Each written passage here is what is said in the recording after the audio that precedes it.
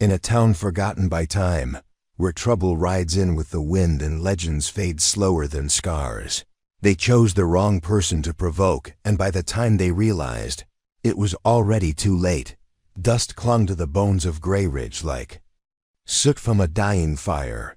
The settlement, no more than a crooked lattice of sun, bleached shacks and sagging storefronts, perched on the lip of an endless prairie, bracing each sunset as though the horizon itself might swallow what little life remained.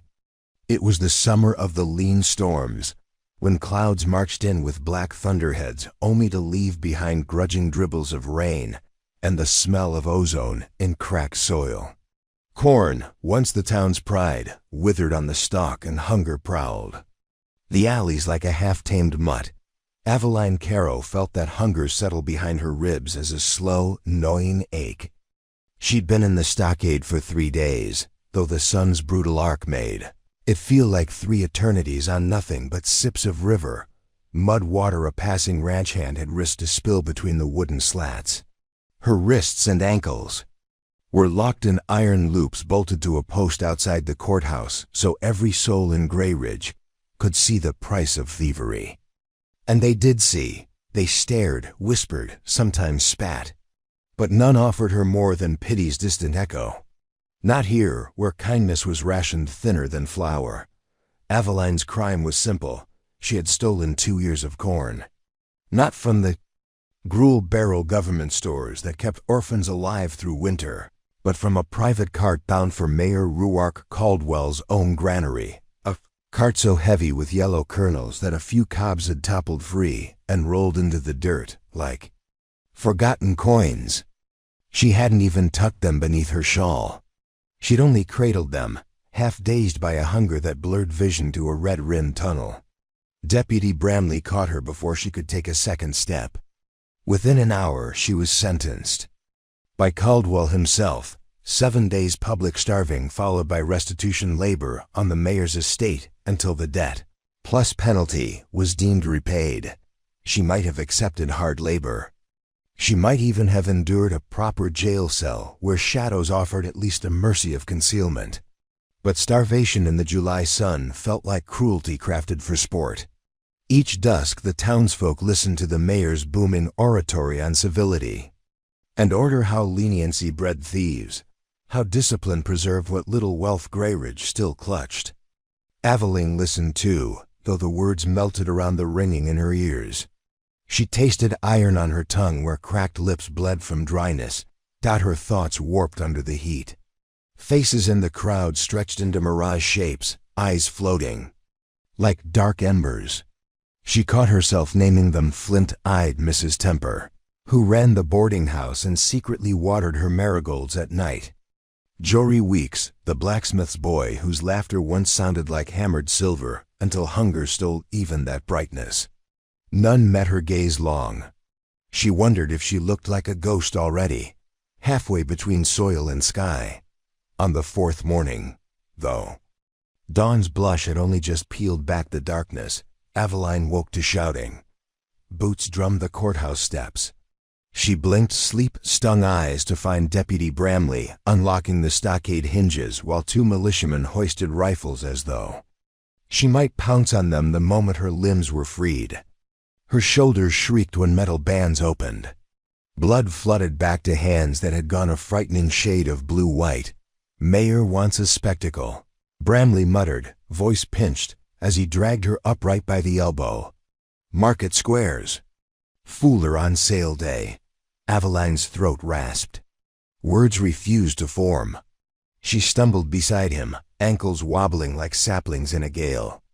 Every step rattled pain through joints grown stiff, yet humiliation stung sharper, all around. Townsfolk paused mid-bargain to stare at the hollow-cheeked girl whose crime was tasting food she hadn't earned. Bramley chained her to a shorter post in the square, a merchant's hitching beam commandeered for punishment, and stepped back. He wasn't cruel by nature. Aveline sensed apology flickering in his downcast eyes, but apology bought no bread.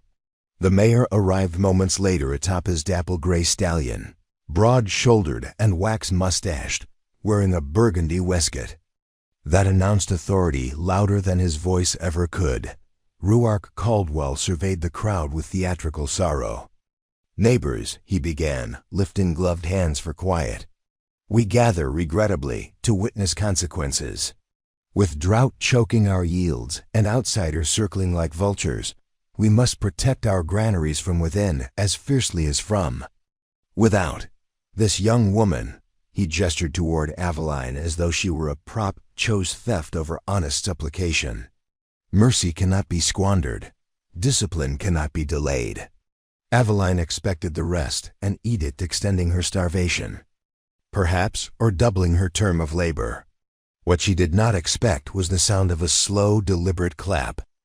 From the far end of the square, a man strode forward, palms coming together with each paced step in the sort of applause that dripped disdain. He wore plain canvas trousers and a linen shirt dyed the pale green of new corn shoots. Dust powdered his sleeves, but the set of his shoulders suggested a strength farm work could not humble. His hair sun-bleached brown fell in loose waves that brushed a jaw rugged with day-old stubble. But it was his eyes that arrested Aveline, gray as smoke, bright as struck iron. "Bravo," the stranger drawled, voice carrying over hushed murmurs. "Fine sermon, Mayor. Tell me, does righteousness taste sweeter when the one you starve is barely old enough to cast a vote?" A ripple went through the bystanders. Caldwell's neck mottled. "State your business, sir." "My business," the man answered, halting 2 strides from Aveline, "is corn." He turned, addressing the onlookers now. "Name's Elias Quinn. I farm 3 miles east, over the ridge where the river forks. This year's yield was promised to Caldwell Granaries in exchange for seed and credit." A paper-thin smile touched his lips. "Seed came late, credit came dear, and still we planted. Imagine my surprise when I learned a portion of my harvest was paraded through town yesterday taxed, weighed, and claimed before I'd even signed the final ledger." Caldwell bristled. "Our contract stipulates. It stipulates that after assessment, surplus belongs to the farmer until tally." Elias's voice hardened. "Yet I find Miss Caro punished for taking what by law was still mine." He stepped closer to Aveline, offering his hand, palm upturned, a gesture so gentle it made her chest twist. "That corn belonged to me anyway. And if a neighbor needed it, well, I would have given her half the field before letting her wither." On a post, gasps flared. Caldwell's fury lit his gaze. "You speak treason against civic order." Elias did not flinch. "I speak of fairness. Release her. If reparations are owed, take them from my yield, not her flesh." Aveline stared at the offered hand, fingers trembling inches from her face. She wanted to grasp it, to feel warmth and proof she wasn't invisible. But iron still ringed her wrists, chain links rattling with each shallow breath. Deputy Branley looked to the mayor for direction. Caldwell's jaw worked. "The law is the law. Theft demands penance." "Then take me instead," Elias said. Quietly, "I'll serve her remaining sentence. And double the labor, if that salves your pride." A hush fell so complete that even the cicadas seemed to pause. Aveline's heart hammered against bird-thin ribs. Why would any man trade freedom for a stranger? Doubt flickered. Is this some cruel show? But Elias's eyes held no jest, only a calm resolve that felt oddly unbreakable. Caldwell opened his mouth, closed it. The crowd shifted, sensing a tide. Turning, mercy, once stingy, was suddenly affordable when someone else footed the bill. But the mayor tasted challenge like vinegar. He needed this punishment to stand, to remind Grayridge who owned the town's lifelines. "Very noble," Caldwell finally said, voice slick with condescension. "Yet symbolic gestures won't sow fields. She remains incarcerated until restitution service begins." Elias tilted his head. "And if the town at large objects?" He raised his arms slowly, addressing the bystanders. Who here recalls when decency meant feeding the hungry before fattening ledgers? How many children in Grayridge slept with Empty bellies last night while warehouses groan under private surplus. Murmurs rose. Caldwell's eyes cut to his constable's loyal men paid in grain and fear. Two advanced, rifles half raised. Elias's hands lifted, open, pacifying. I didn't come to stir riot, only to right a wrong. A distant rumble, a thunderhead growling beyond the western hills broke the stalemate. The sky over Grey Ridge had worn a gauzy whiteness all morning, but now bruised clouds gathered, promising either rain or fury. Elias lowered his voice, meant only for Aveline as he crouched beside her bound form. You've done nothing shameful, he said, and she found herself drowning in the earnestness of those gray eyes. Hold fast. In storms, the tallest corn bends slowest. Emotion swelled behind Aveline's ribs, sharp as hunger. Words escaped before caution could muzzle them. They'll break you too. Her voice was ragged, but each syllable rang with a strength she'd forgotten she possessed. Not easily, Elias replied with a faint smile. Caldwell wheeled his stallion forward, hooves striking sparks from cobblestone. Enough. He pointed a gloved finger at Elias. You will relinquish this square or face arrest for incitement. Elias rose, still calm. On whose authority? Yours? My badge. My counsel, my guards. And what of your people? Elias's gaze swept the crowd. Will they stand idle while justice is twisted to fit one man's purse? For a heartbeat. Silence stretched. Then an elderly woman, Mrs. Temper herself, stepped beside Elias, chin quivering yet eyes fierce. The girls served enough sun, she declared. Another voice, Jory Weeks, joined. Let her work off the rest without starving her bones. More townsfolk echoed, timid but growing. Caldwell's face darkened. Rain began to speckle dust, each drop a pinprick of damp on baked earth. Thunder rolled closer. Aveline tasted petrichor, the promise of water more nourishing than any speech. Deputy Branley shifted, uncertainty etching his brow.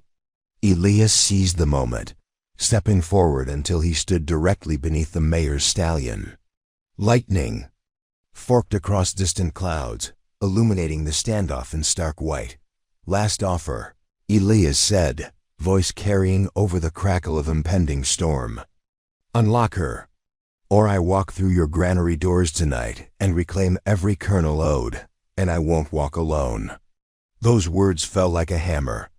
Caldwell's eyes flicked toward warehouses lining the southern road. Storehouses is private. Guard could not defend against an uprising. Sweat beaded despite cool rain. Before he could reply, another rumble split the sky closer, sharper. But this was no thunder. A rifle shot. Wood splintered beside Branley's boots. Gasps. Chaos edged. The crowd like knives. All eyes darted to the rooftops where a lone gunman, one of Caldwell's sharpshooters, lowered his smoking barrel. Raindrops hissing on hot steel. Back! Caldwell roared, but the shooter already lined a second shot aimed squarely at Elias. Aveline's scream tore free. Elias pivoted, arms instinctively spreading to shield her, though chains would never reach him. The marksman squeezed the trigger, and the world seemed to freeze between heartbeats. Before we jump back in, tell us where you're from. If this story moves you, please subscribe. Tomorrow, I have a special story for you. You could taste the gunpowder before the echo of the shot finished cracking across the square. For Aveline Caro, it was not thunder, not lightning, not even the hard bay of a rifle. It was the metallic tang of death arriving faster than breath. She felt the world narrow to a single bead of moving iron, saw it streak through rain-silvered air as vivid as a comet, yet somehow also saw Elias Quinn turning, his body sliding between her and the onrushing bullet as naturally as dusk follows. Day. The slug should have found his heart. It struck instead a spur of cast iron hitch post just inches from Aveline's chained hands, spraying sparks and shards that stung her cheek like angry hornets. A collective gasp rippled through the crowd. The unseen marksman worked afresh. Cartridge into his chamber, But the moment of shock had broken Caldwell's scripted pageantry. Suddenly Greyridge was all motion, townsfolk shouting, deputies scrambling, Elias lunging to snap the rifle from Deputy Bramley's startled grip, even as Bramley tried to shout an order neither his lips nor lungs could shape. Rain came harder, hammering canvas awnings and clay roofs, turning dust to eager mud. Evelyn's chains rattled as she struggled upright muscles, screaming fatigue only to feel Elias's hands at the manacles. Bramley hadn't locked them since moving her. A simple iron latch held them closed. One tug from Elias and the cuffs parted. For the first time in 4 days, Evelyn's wrists were free. She nearly collapsed. Elias caught her by the shoulders. "Stay with me," he murmured. Rain slicked his hair against his forehead. Droplet trails turfed across stubble like silver rivers.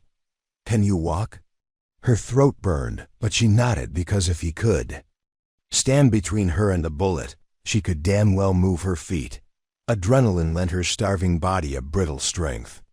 Together they half ran, half staggered toward the shelter of the Mercantile's porch. Behind them chaos intensified.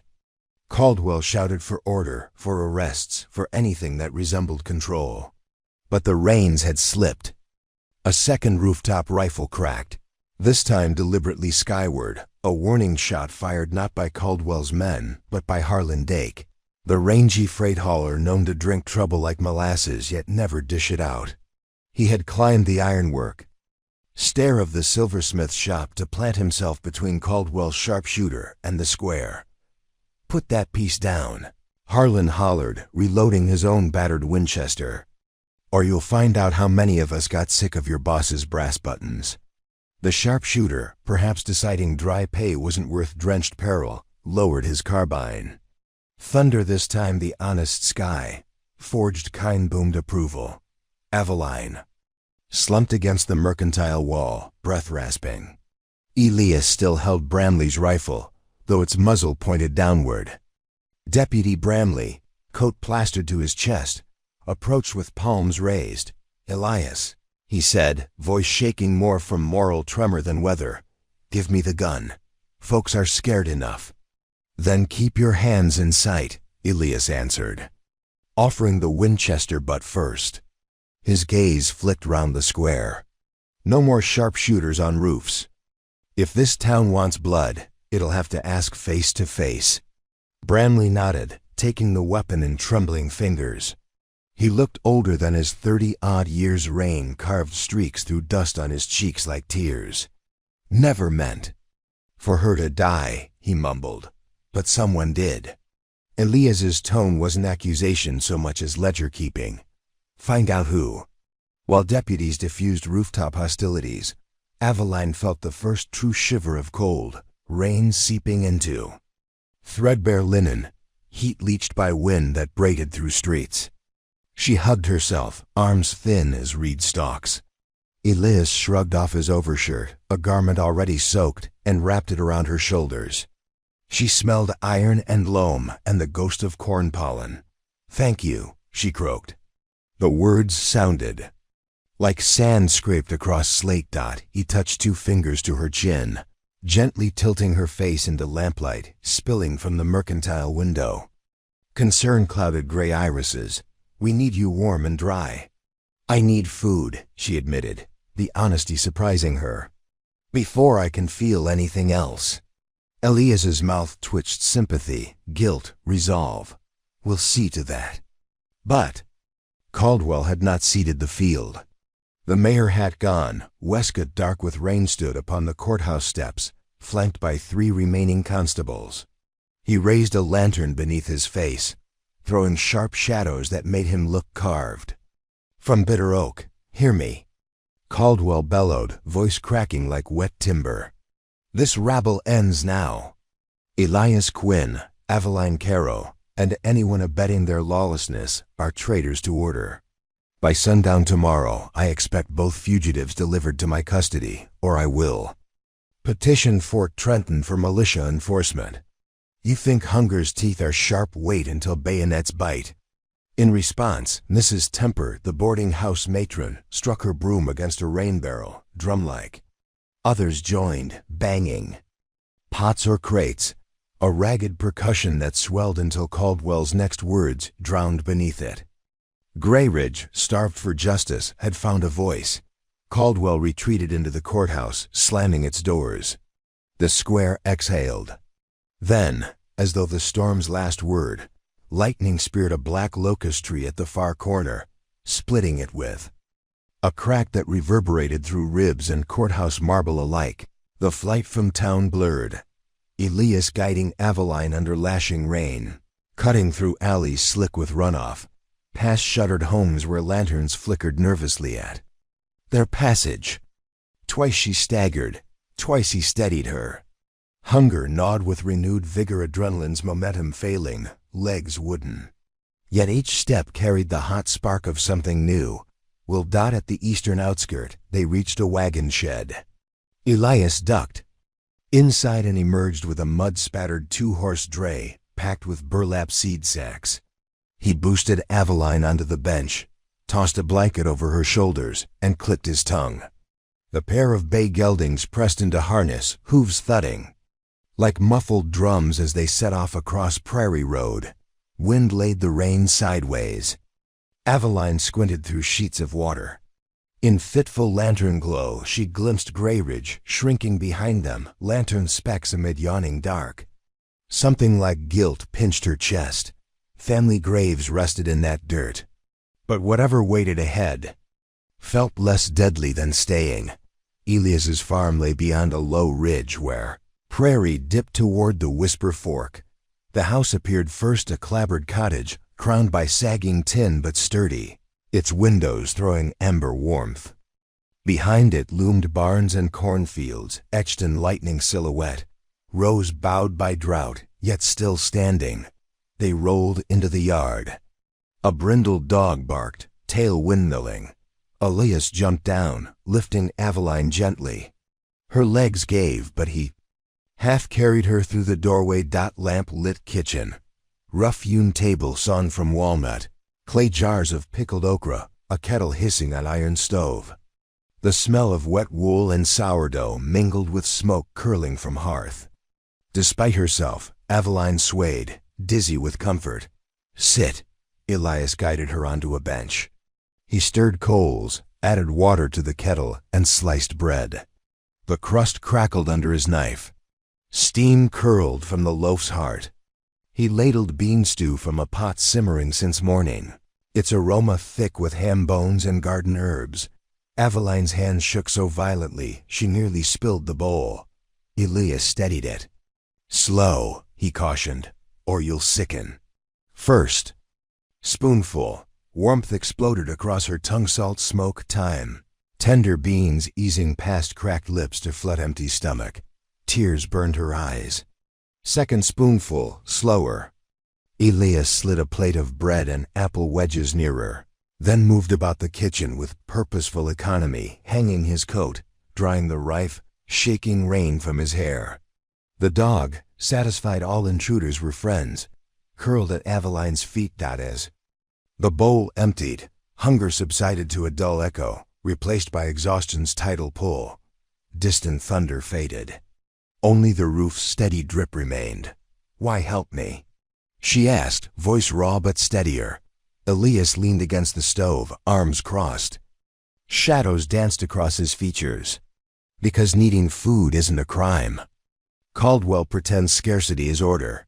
I farm, I know there's enough, if greed stops hoarding." Aveline traced rim of the wooden bowl. "He'll come for you. Let him." Firelight flickered in gray eyes. "I've less to lose than he thinks." He paused. "But you, if you want to keep running, wagon's yours by dawn." Run. The word tasted both sour and sweet. She could cross the prairie, vanish into territories where Caldwell's warrant meant nothing. Yet memory of townsfolk Jory, Mrs. Temper, even Bramley's uneasy mercy rooted her. Leaving would abandon them to Caldwell's tightening fist. And this man who'd shielded her would face retribution alone. Aveline shook her head. "I'm done fleeing. a surprising certainty in her belly. Greyridge is my home. If Caldwell wants to call me thief, I'll show him what real taking looks like. Elias's mouth curved, not quite a smile, but admiration. Rest tonight. Storms blown through. Tomorrow we plan. Morning iced the prairie in Petrichor. Evelyn woke in a modest attic room, wrapped in quilts smelling of cedar and sunshine. Light filtered through calico curtains, gold and kind. For a moment she lay staring at crossbeams, cataloging sensations, fullness in belly, tingling in fingers freed from iron, muscles sore but unsubdued. Life. Downstairs she found Elias propping barn doors. Sunfire glinted off puddles in the yard. Birds gossip, chirped among cottonwoods rehydrated by night's deluge. Corn stalks, though bent, stood taller, leaves washed clean. Elias waved. "Feel human?" Aveline answered with a lopsided grin. "Half. Better than none." He set down a feed pail. "Come, needs we've got work." He led her to a low shed behind the silo. Inside, crates of seed, burlap sacks of flour, rows of mason jars, spools of wire, and against the back wall, a rack of battered farm tools. Alongside 2 pistols and a lever action rifle. Aveline's stomach fluttered. Expecting war, expecting Caldwell. Elias lifted 1 revolver, checked chambers. But guns alone won't break him. People will. The notion seemed absurd. Starved townsfolk rising against a man who controlled every grain store. Yet as Elias spoke of networks, farmers owed unpaid yields. Merchants bled by taxes. Ranchers denied river rights. Aveline recognized what she had missed in Greyridge. Caldwell's grip was firm on those closest, but his reach frayed at the edges like rope left in rain, if someone tugged hard enough. They spent the day riding field borders, speaking with neighbors. Word of the square incident had traveled faster than thunder. Some greeted them with fearful stammers, others with cautious hope. Elias spoke plainly. Caldwell's hoarding threatened not just Greyridge, but outlying farms.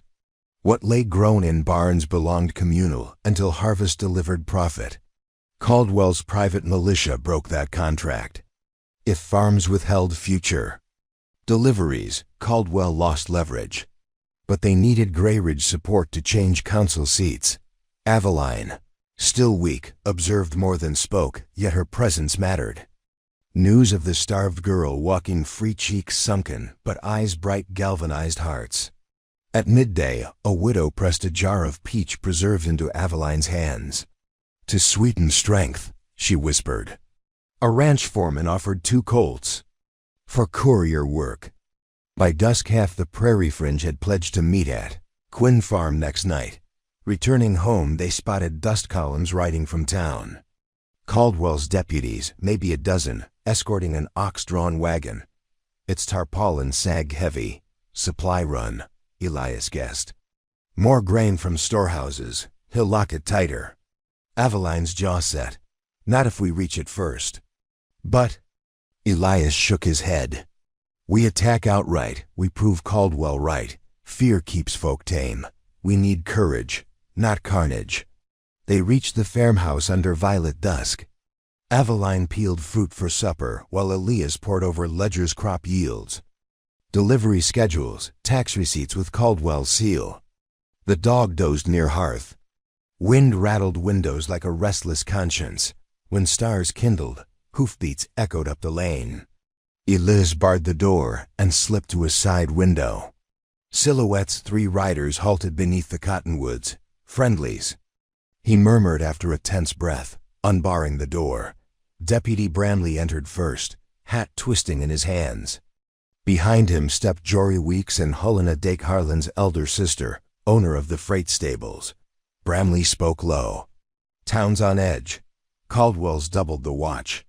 Says outsiders plan to raid granaries. Blames you, Quinn." Elias indicated chairs. "Sit, warm up." Helena shook her head. "No time." Caldwell summoned a private Pinkerton outfit. 10 men on the noon stage tomorrow. Aveline's gut turned. Hired guns loyal to coin, not conscience. She glanced at Elias, his stare fixed on the lamp flame, though focus burned far beyond. Then we move before they arrive, he said finally. How? Jory asked. Deputies guard storehouses, scouts on rooftops. Caldwell's got the council eating from his palm. We don't storm a fortress, Elias answered. We empty it from within. He spread ledgers on the table. Caldwell's grain sits under one roof, the southeast granary. But his shipments leave by rail weekly. Tomorrow dawn he'll load wagons for trackside storage. If we intercept manifests, we prove he hoards communal stores as private stock. Council can't ignore evidence signed in his own hand. Intercept where? Bramley asked. Elias pointed to a ledger line. Way, station office. Caldwell files manifests an hour before wagons roll. Aveline leaned in. And if the council still ignores, then we let the people read. His voice held iron, plans unfurled until cocks crowed. Helena would stage a freight delay to stall wagons. Jory, with nimble fingers and the blacksmith's spare key, would lift manifests. Bramley, though still wearing a badge, pledged to smuggle papers past deputies. Aveline, despite Elias's protest, insisted on roll, copying documents in plain ink so Caldwell couldn't cry forgery. They parted before sunrise. Aveline watched silhouettes vanish into dawn haze, a flock of improbable conspirators. Beside her, Elias exhaled slow. You trust them? She asked. I trust desperation, he replied. It makes ordinary folks heroic. Greyridge awoke under pale skies. Dew twinkled, mocking drought. Aveline and Elias rode into town separately, she cloaked in a trade wagon hauling basketry. He posing as labor signing delivery dockets. Caldwell's men swarmed streets, rifles slung, eyes wary. Yet vigilance waned where routine hummed. Drovers argued cattle prices. Schoolchildren filed to lessons. Church bell told modest blessings.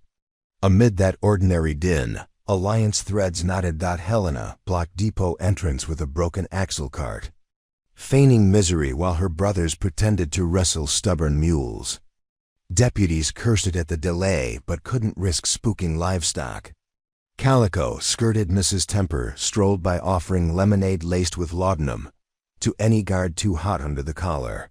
Within the weighing office, Jory Weeks posing as errand boy slipped sealed manifests into a satchel.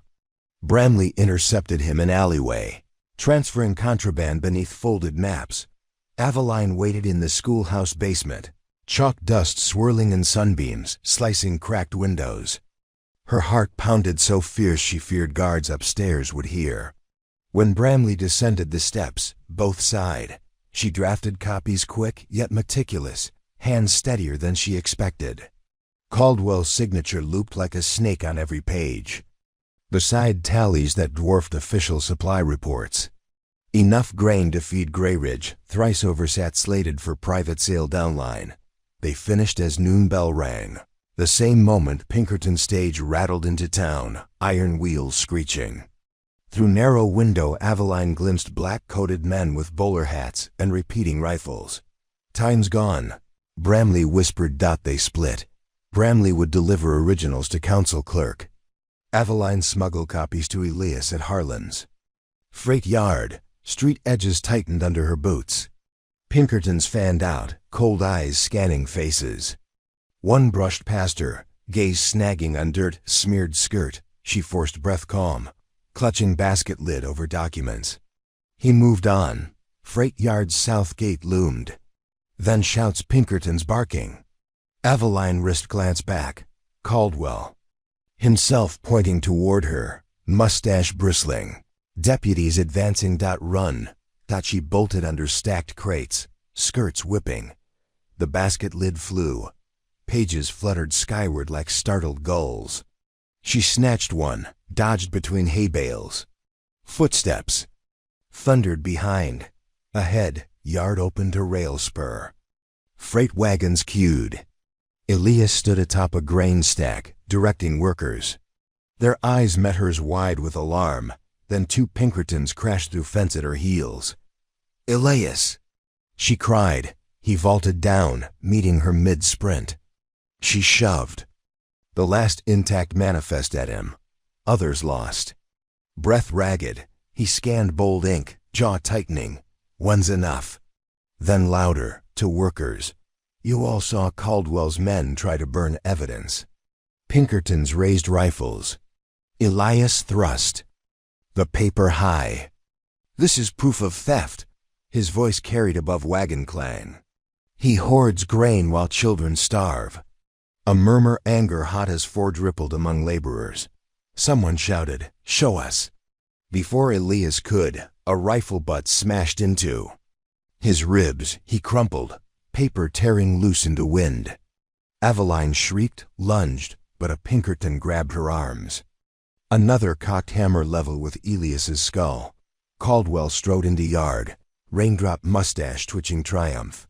"Told you order would return." He nodded to gunmen. "Make example." Aveline's scream strangled as she thrashed against. Iron grip. Workers froze, some stepping back. Fear rooting courage.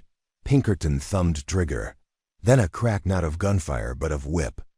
Helena Dake, atop freight wagon, snapped a braided hide line across gunman's wrist. Rifle fired wild, bullet punching sky. Chaos erupted. Harlan swung a grain shovel, flattening another Pinkerton. Workers surged, anger ignited. Caldwell's shout lost in rising roar. Aveline tore free, dropped beside Elias. Blood stained his lip but eyes burned clear. "Time to bend tall corn," he rasped. They rose together. Aveline snatched fallen rifle, unfamiliar weight settling with shocking rightness. Memory of being bound in courthouse sun, of hunger's acid, of Caldwell's contempt, coalesced to singular clarity. She cycled lever, chambering round. Pinkertons regrouped near wagon. Caldwell stumbled behind them, face blanching. Elias lifted shovel handle like quarterstaff. "No killing," he hissed of Aveline, "not unless forced." She nodded, stepped. "Forward, drop your guns." Her voice rang across yard like forged brass. Perhaps it was the steadiness in her stance. Perhaps the mob gathering. Perhaps plain arithmetic. 9 Pinkertons against 50 furious freighters. One by one rifles clattered to dust. Caldwell backed toward gate, only to meet Jory Weeks and Deputy Bramley blocking exit.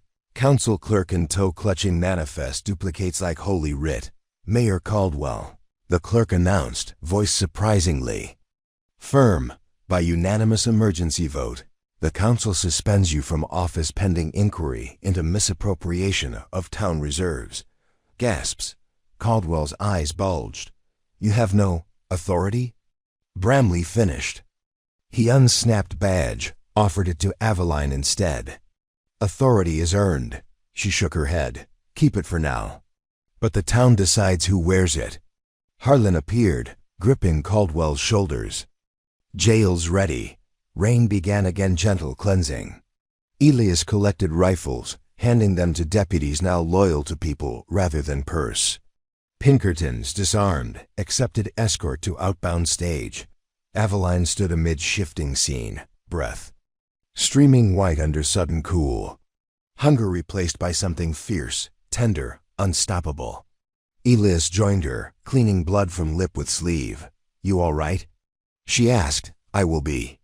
He studied her, rifle lowered yet steady, chin lifted, eyes alight with purpose. Grayridge's spine just straightened. Footsteps approached. Mrs. Temper, children, merchants all converging. Voices overlapping, thanks, apologies, vows. To share harvest, to rebuild. Someone thrust a corncob torch skyward, bright even under gray. Cheers erupted. In that roar, Aveline felt chains vaporize into memory. But celebration faltered when a scout galloped from South Road, horse lathered. Riders 40, maybe more, heading fast, he shouted, voice hitching with terror. "Not Pinkerton's bandits. From the borderlands. Caldwell hired them weeks ago as insurance. They're hours out-armed for siege."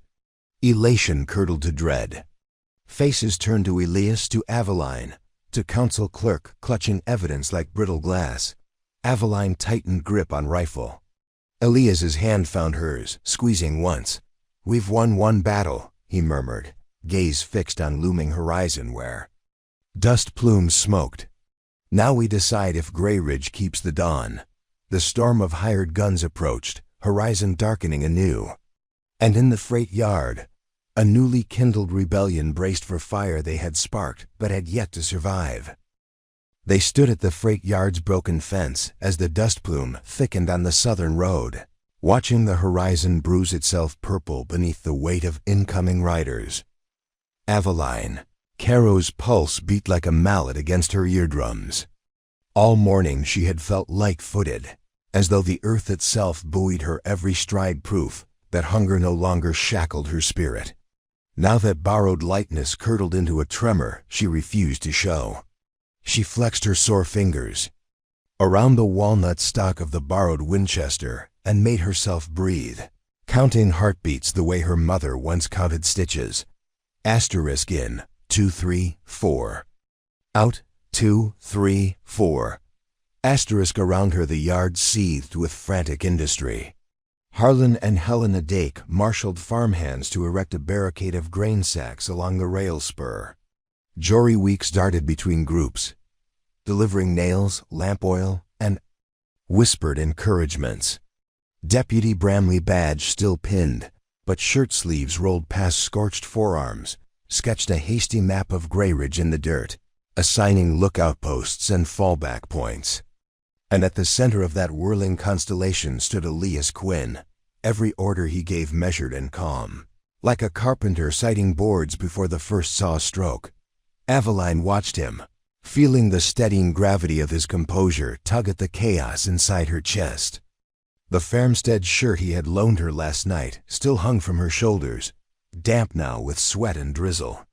Mud streaked his trousers, rainwater dripped from the tip of his nose. Yet he moved with the unhurried certainty of a man transplanting. Seedlings aware storms might come, but trusting the soil beneath his boots. A runner skidded to a halt at Elias's side. "Scouts say 43 riders confirmed," the boy panted. "All armed, 2 wagons trailing maybe ammo." Elias drew a slow breath. ETA, less than an hour. That set the yard buzzing anew, voices raised, tools clanging. Aveline stepped forward. "We need more than sack walls," she said, pitching her voice for those nearest to hear. "We need resolve."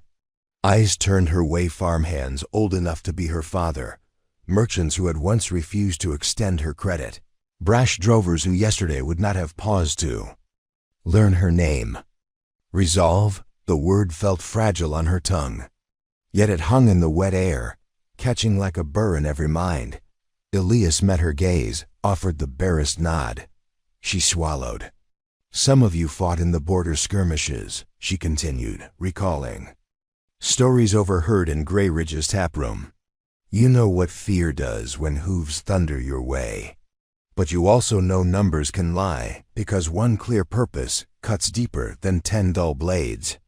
She lifted the rifle so the crowd could see the chipped stock, the scar across the receiver where a bullet had glanced. "I was tied to a post 4 days, waiting for hunger to grind me down. It almost did. But you all stepped in, risked badge, business, and bone to pull me free. So I'm done letting fear make choices for me. If Caldwell's mercenaries want to break Grey Ridge, they will have to walk through that purpose. Through us." A murmur rolled across the yard. Not a cheer, something lower, weightier, like granite settling into place. A man near the rail lifted his hammer. A washerwoman raised her scrubbing paddle. One by one, tools became declarations. Helena. Clap dusty hands. Then let's sharpen purpose. Sandowski, bring that keg o' nails. Bramley, get me lantern wicks, we'll make torches along the barricade. Orders crackled like kindling catching flame. Elias moved to Aveline's side as workers dispersed. "Spoken like someone who's been leading folks her whole life," he said under his breath. She barked a shaky laugh. "I've spent most of my life invisible." "Not anymore," he replied. The look he gave her equal parts pride and worry rooted in her chest like a banner stake. Greyridge itself prepared like a hive before a storm. The council, now minus Caldwell, currently secured in the sheriff's cell, authorized the ringing of the convocation bell, a relic from the old mission church. Its iron throat tolled across rooftops, summoning every able hand. Shop shutters were nailed. Livestock herded behind stone walls. Children shepherded into the schoolhouse cellar where teacher Miss Gable doled out boiled sweets and steady songs. From the rail yard, Aveline watched families cross the street carrying blankets and rifles alike. Each face told a story. Fear tracing. Crow's feet around a mother's eyes. Determination carving lines beside a carpenter's mouth. Fury painting twin flags across a tanner's cheeks. If legends sprouted from ordinary souls thrust into extraordinary straits, a forest bloomed in Greyridge that afternoon. Atop the depot roof, Harlan positioned 3 marksman old miners with muskets older, still but eyes sharp as tack points. They would aim to maim, not kill, yet even the threat of powder might slow a charge. On the ground, Hellinga orchestrated wagon placement, 2 flatbeds cross, parked to choke the main road. Tailgates removed to form ramparts. Grain sacks stacked 3 high would absorb most lead, she claimed, and whatever spilled could feed the wounded after. Branley deputized 8 volunteers, handing out star badges etched hastily from barn tin. One he pinned over Aveline's borrowed shirt. "Deputy Caro," he said, voice gentle in contrast to hammering rain. "Symbol matters." She traced the crude 5-pointed star, its edges sharp against cloth. Once the badge had represented the hand that chained her to the stockade. Now it weighed differently heavier, yet strangely kinder. Elias emerged from the depot office clutching a folded telegraph slip. He signaled Branley and Aveline to follow into the lee of a boxcar. "Just got word to Fort Trenton," he said. Explained Caldwell's arrest, Pinkerton's disarmed, mercenaries inbound. Captain Harrow's dispatching cavalry, but 2 days out. Aveline's stomach dropped. 2 days might as well be 2 months. We hold that long? "Have to," Bramley muttered, wiping wet hair from his brow. "But 40 men on horseback is no joke. They'll test our line hard." Elias's jaw clenched. "Then we make the first hour costlier than their coin purse allows." They settled into waiting as clouds shredded to narrow tatters, letting shafts of swollen sun spear through. Heat steamed off puddles. Somewhere a lark dared a song and fell silent. Aveline knelt behind the barricade, fingers worrying the lever of her rifle. She scanned the field south of town, rolling grassland split by the hard-packed trade road, visibility close to a mile before the first rise. Already dust columns etched gray-brown spirals against pearl sky. She imagined the sound of hooves, a distant drum roll, yet wind carried only the rustle of corn and the squeal of drying axle grease. Elias crouched beside her, resting his own carbine across grain sacks. Sweat glimmered at his temple despite the breeze. "How's your shoulder?" he asked, the sunburn lines from her stockade ordeal still smarted. "Stiff," she admitted, "but I can cycle this lever." To prove it, she racked around with crisp authority. The metallic snick-chack felt like punctuation. Voices whispered down the barricade nervous prayers, jokes floating like thin soap bubbles, fragments of hymn. Time stretched and sagged, elastic with dread. Aveline felt minutes crawl across her skin, tickling like ants. Then the horizon shifted, first a flicker, sun glancing off moving metal, then a low, rolling murmur, darker than wind. Finally shapes, rider silhouettes, cresting a distant swell, coalescing into a ragged line that grew as it drew near until individual horses, rifles, and wide-brimmed hats resolved in the shimmer. 2 wagons trundled behind, each pulled by 4 mules. Flags hung from wagon rails, black cloth emblazoned with a red serpent swallowing its tail. Borderland oathbreakers, Harlan muttered beside her, recognition sour. Smugglers turned. Hired blades. Aveline's throat tightened. Oathbreakers were infamous along the frontier. Veterans of no war, but their own greed. Men who traded loyalty by the barrel. Stories told of settlements burned when payments lapsed, of children sold to mining camps. Caldwell's desperation ran deeper than even she had guessed. Elias lifted a field. Glass Bramley had borrowed from the surveyor's office. He scanned. The column. I count 41 riders, 2 on each wagon, driver plus guard. Carbines, scatterguns, half still wearing cavalry coats they've seen action. Can we parley? Aveline asked, though bile curdled the thought. Maybe after we show backbone. Elias replied. He raised his arm signal for the rooftop lookouts to ready. Harlan's miners shifted bridles on ancient muskets. Helena downline tightened reins on the blockade wagons. Bramley paced between positions, offering last-minute instruction with a wordless squeeze to forearms. Aveline's heartbeat slowed, each thump landing heavy but determined. She found herself recalling moments in the stockade sun hammering. Her eyelids, thirst-blistering tongue, and felt something flint-hard crystallize. Never again. The mercenary column halted 100 yards out, just beyond optimal rifle range. Dust settled around them like burnt sugar. Their captain rode. Forward alone, reins dangling loose to show control. He was tall, broad-hipped, yellow hair cropped military short. His coat of faded Union blue, stripped of insignia, save 2 silver serpent pins.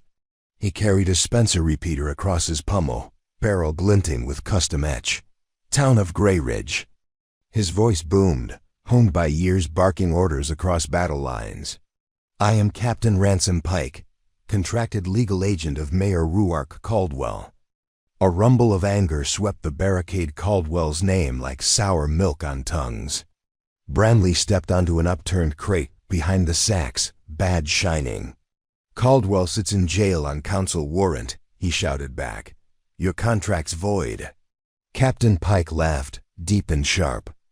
My contract is with Caldwell's gold, not his seat. And gold still spends. You've one chance: turn over the prisoner, disband your rabble, and pay indemnity of 500 bushels. Refuse, and we take payment in blood and property. Low hiss escaped between Aveline's teeth. Elias's jaw tightened. Bramley raised both hands for attention. Greyridge owes nothing to thieves, he declared. Turn around. No one needs die. Pike's smile chilled. Fine, blood. It is. He wheeled his horse, raising an arm. Aveline barely had time to duck before the first volley shrieked over dozen rifles loosing in concert. Splinters leapt from wagon sides. A lantern exploded behind her in shower of glass. Screams from the line, but none fatal. Return fire crackled. Musket reports from rooftop, carbines from ground. Aveline sighted a rider leveling sharps at Helena and squeezed a crack. A kick, horse reared, rifle flew.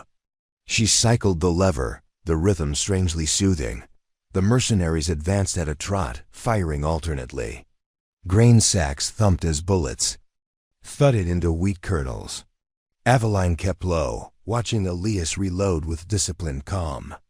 She saw Bramley drag a wounded team shot through calf behind cover. Blood glittered like pomegranate seeds. 50 yards. Pike barked an order. Half. The riders peeled right, angling toward an alley to flank. South side, someone shouted. Jory sprinted with 2 men to shore that gap, laying down boards as Adbach barricade. Aveline's shoulder burned with old sun blisters, but she ignored it, firing again, catching a horse spine, unseating its rider. She hated hurting the beast, but necessity left no gentler shot. Suddenly, thunder of hooves behind. She spun to find 4 riders vaulting the freight fence where pickets lay weak. They'd found a blind spot. One swung a lariat, aiming to yank. A marksman from the roof. Aveline shouted warning, dashed forward, empty rifle clattering as she drew Bramley's spare Colt. The pistol roared, bucking savagely. Rope went slack as horse plunged, rider clutching shoulder. Another advanced, brandishing a cavalry saber relic but lethal. She backpedaled, stumbling over spilled wheat. Blade arced silver toward her face. A shovel handle intercepted Elias, driving it like a lance. Steel rang wood, saber deflected wide. Elias reversed grip, pummel smacking rider's temple man toppled. The third attacker leveled a shotgun at Elias's belly. Aveline lunged, slamming into Elias's side. Twin blasts boomed, pellets whistled inches above corn sacks. Before gun could re-rack, Harlan's musket barked from the roof. The shotgunner sprawled. Fourth rider wheeled, fleeing back over fence. Elias exhaled, turning to Aveline. "Saved my hide." She tried to answer, but breath came in ragged heaves. Adrenaline tasted metallic on her tongue. She reloaded shaking pistol chambers with cartridges fished from belt loops, noise to North Firecatch and Haystack. Sparks leapt, fed by wind. Helena shouted for bucket line. Two women ran, dresses dark with soot. Aveline's mind split. Fight here, fire there, but they had enough hands. Trust. She refocused south. Mercenaries regrouped at 30 yards, casualties littering approach. Yet their numbers still dwarfed Grey Ridge's defenders. Pike dismounted, eyes smoldering. He produced a small brass whistle, blew a sharp trill. From the wagon beds, tar-smeared rockets rose signal flares arching over town, bursts of crimson fire painting clouds. "What's that mean?" Aveline yelled. "Raid." "Order," Elias answered grimly. "They'll split, hit houses, burn stores, draw us thin." He was right. Groups of 3 to 5 riders broke formation, galloping toward side streets, carbines spitting at windows to drive settlers inside. Flames licked a porch roof. A woman's scream knotted Aveline's stomach. Strategy no longer about barricade. Now it was about the whole town. Bramley sprinted over. "We can't hold all fronts." Elias's eyes darted map, pieces aligning. Pull back street by street. Canal them toward square where numbers equalize. "But houses," Aveline protested. "Material can burn, lives can't," he said. "We'll douse what we can, but if we scatter, we fall." Aveline hated the logic yet saw truth. She blew the retreat whistle Helena had fashioned from copper tubing. Defenders began a fighting withdrawal, leapfrogging cover, roof marksmen descending to second lines, freighters dragging sacks to choke alleys. Fires flared 3 rooftops, 2 wagons, but rain clouds loomed again, rumbling promise of aid. Aveline found herself leading a squad of teenagers, Jory Weeks. 2 ranch hands, Miss Gable's older nephew, through the smithy lane, shooting out lanterns the mercenaries tried to use for arson. Smoke stung eyes, tears mixing with sweat. Pistols cracked, horses screamed. Anvil clang echoed as if the town forge rang war bells. At the crossroads, by the church, the defenders formed a semicircle around the stone well. Families sheltered behind pews dragged outdoors. Pike's riders converged, frustrated by choke points, still outnumbering but now funneled. Wind carried cold droplets, first stray heralds of another storm. Paveline knelt behind the well's parapet, sharing cartridges with Miss Temper, whose broom handle now wore a bayonet scavenged from a broken rifle. The old woman winked, as though sweeping dust and fending off marauders were differences of degree, not kind.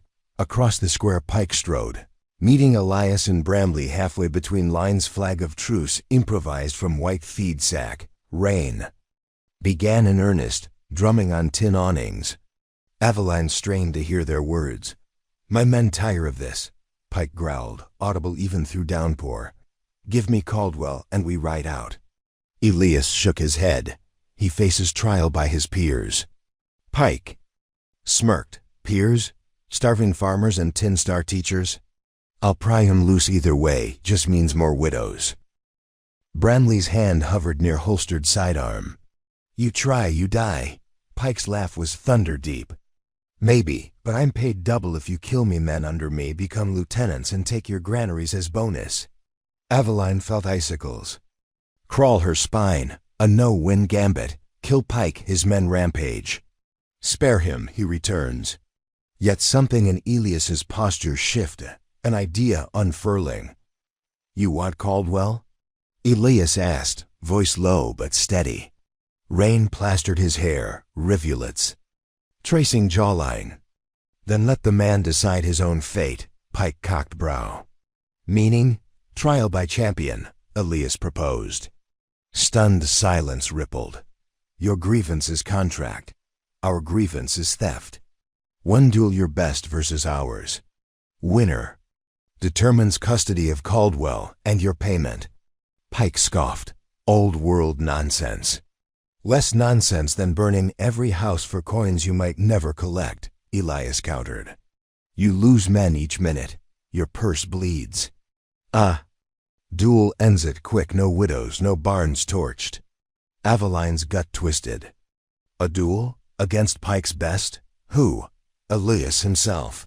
Fear flared. He was skilled, but she'd seen borderland duelists draw like striking vipers. Pike studied him, calculating. Terms? Public square. Second midday bell tomorrow. Pistols. At 10 paces. Aveline merely blurted objection, giving them a whole night to regroup. But Elias's eyes flicked to hers, and she read the unspoken plan. Time to outwit rather than outshoot. Pike spat rainwater, grinned. Fine. My second. We'll verify weapons. He extended a leather-gloved hand. Elias clasped it. Deal struck. The tension broke like a bowed plank. Pike mounted, whistled. Mercenaries disengaged, pulling wounded, gathering fires under tarps. They formed camp on the South Commons, a mere quarter-mile out, close enough to threaten, far enough to respect. Parley. Greyridge exhaled ragged relief. Smoke still curled from blackened eaves, but rain helped quench flames. 2 defenders lay dead, 1 miner, 1 ranch hand, and a dozen injured, yet most breathed. Families emerged, counting blessings and broken shutters. In the council hall, once Caldwell's private parlor, survivors gathered to triage needs. Aveline hovered at doorway until Elias beckoned. Inside, lamplight flickered, overworried. Faces. Bramley briefed. 7 hours until duel. Either we beat Pike's best or fight again. His gaze landed on Elias. You volunteered yourself. Elias shook his head. I volunteered a figure, not necessarily me, murmurs. Helena. Crossed arms. Who else matches Pike's killers? Jory cleared throat. We got maybe 3 men can draw straight, none as fast. Elias turned toward Aveline. Her heart slammed. No, she whispered. The room quieted. He spoke gently. Your aim today saved lives. Your story already rallied town. Pike won't see you coming. Aveline's cheeks flamed. Memories, corn stolen, stockade, hunger, duel at 10 paces. She had fired rifles from rest, yes, but pistols at duel distance under watchful eyes? Terror roared. Bramley opened mouth. Closed it. He looked at Aveline, apology and admiration tangled. She chooses, not us. Aveline stepped back, lungs tight. Rain hammered tin roof like a ticking metronome. Every face waited. Fear kept me silent too long, she heard herself say, voice steadier than expectation. It chained every hungry child to Caldwell's mercy. If I step aside, I teach Greyridge to shrink again. I won't. Elias's shoulders lowered with pride and sorrow. We trained then. Night draped the town in damp velvet. At the freight yard, Elias set lanterns at 10 pace marks, their glow casting twin islands of light. He handed Aveline Bramley's Colt-oiled, loaded with precision rounds. Focus on breath, he instructed. On count of 3, step, turn, fire. Don't rush the draw, smooth outruns fast. Dozens of times she practiced. Muscles memorized motions. Thumb unsnapping hammer strap, fingers curling grip, elbow tucking, barrel lifting. Rainwater-soaked sleeves. Lantern wick sputtered. Each shot cracked silence, bullets punching straw target pinned to crate. At first she missed, then grazed edges. Then center. Elias said nothing, only repositioned her shoulders. Smoothed tension from wrists. Between volleys they reloaded slow. Ritual honing focus. Aveline asked, what if Pike sends his own hand? Some legend? Legends bleed, Elias answered. And you've bled enough to know pain doesn't own you. She swallowed. If I fall, then we fight like hell. His certainty molten. But you won't. Hours slipped. Fingers blistered, ears rang, hearts cinched. Finally Elias lowered her gun. Enough. Rest matters more now. They walked side by side toward church annex where cots for wounded lined pews. Stars winked between tattered clouds. The air smelled of wet pine and cordite. At the annex door, Aveline paused. Lantern inside bathed Elias's face in soft amber lines. Of fatigue etched deep, she touched his hand. Why trust me with everyone's fate? He brushed damp hair from her brow. Because the first time I saw you, starving on that post, you still looked the mayor in the eye. Courage isn't absence of fear. It's refusing to let fear dictate manners. Her chest tightened, not grief, not terror, something tender and blazing. She squeezed his fingers once, then stepped inside. Dawn arrived pale, dripping cold light through window panes. Aveline dreamed of cornfields, all golden tassels bowed in reverence, until Bramley's gentle shake woke her. It's time, he said. He pressed a small parcel into her palm, a strip of crimson cloth. Miners call it a daunt band. Tied round wrist to remind heart what it beats for. She wrapped it tight, blood thrumming beneath. Outside, gray mist hugged street. Townsfolk lined route to square, muted voices offering bread morsels, pats on shoulders. Children extended paper flowers folded from lesson scraps. Aveline tucked one behind her era purple lilac dot in the square. 2 barrels marked the duel. Ground. Captain Pike stood flanked by his lieutenant, a wiry man named Vetch, eyes like frostbite. Vetch would be the shooter. Rumors said he could snuff a candle at 30 yards. Vetch's pistol, inspected by Bramley and Helena, met duel. Fairness no modified sights, standard load. Aveline faced him at noon bell's first toll. Rain held off, though clouds crowded. Wind carried smell of burnt timber and fresh bread alike. Bramley read terms. 10 paces on command. Turn and fire once. If neither falls, reload and fire until one cannot continue. Vetch smirked, tapping holster. Ladies first, he rasped. Aveline's heart slowed, each stroke deep and deliberate. She saw Jory's bandaged arm raised in salute, Mrs. Temper's broom planted like a standard. Elias's gray eyes locked on her. Purpose. She tasted it stronger than fear, hotter. Then steel. Begin, Bramley called. They walked heel to toe. Each step thudded inside her head louder than church bell. 1, 2, 10, turn. She pivoted, motion fluid, not hurried thumb flick, draw, sights align. A heartbeat stretched. Vetch's barrel glimmered, his lips curled. She exhaled and squeezed. Recoil jarred shoulder. Smoke blossomed blue-white. She smelled burnt. Salt petter dot across the space. Vetch staggered, blood blooming at collarbone, yet his finger convulsed. Pistol roared wild, slug whizzing past her left ear like hornet. He dropped to one knee, shock washing color from face. Gasps erupted. Bramley rushed, arm raised to check. Vetch clutched wound, eyes wide but conscious. Duel not done. He could still fire. Aveline broke open cylinder, hands steady, feeding cartridge while Vetch fumbled for reload. Pike shouted encouragement, fury shadowing features. She snapped cylinder shut, cocked hammer. Vetch lifted gun with trembling hand.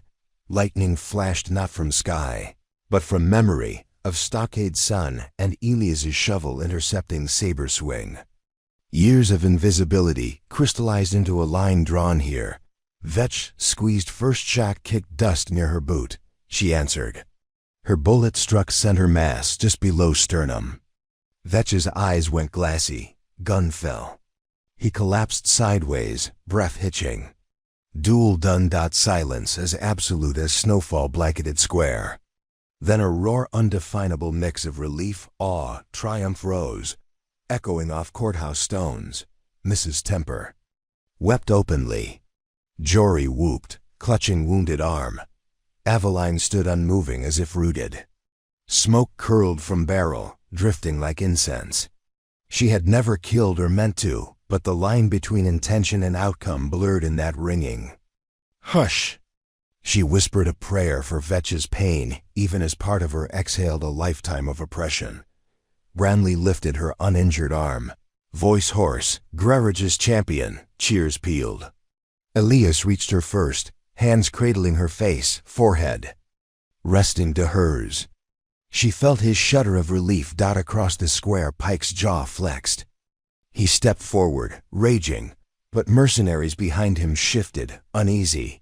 Contracts seldom covered death in fair duel. Money turned hollow when spilled guts glistened on cobbles. Still, Pike pulled revolver. Contract lives while I breathe. He snarled. Aveline raised her pistol, barrel steady. Then exhale, Captain. Bramley, Helena, Harlan, half a dozen rifles aligned on Pike. Rain began again, drumming poignancy. The mercenary's eyes flicked left, right, calculating odds. Now grim. He holstered weapons slowly, lifted empty hands. Helena advanced to shackle him. His men, leaderless, dropped arms one by one. Some even knelt beside wounded townsfolk to help staunch bleeding, as if witnessing that duel crack something hard. In them, Aveline finally lowered pistol. Exhaustion flooded limbs, trembling like struck wheat stalks. Elias guided her to Wells' stone rim, sitting until dizziness passed. Around them, Greyridge breathed again. Survivors embraced. Council. Clerk sealed Pike's surrender.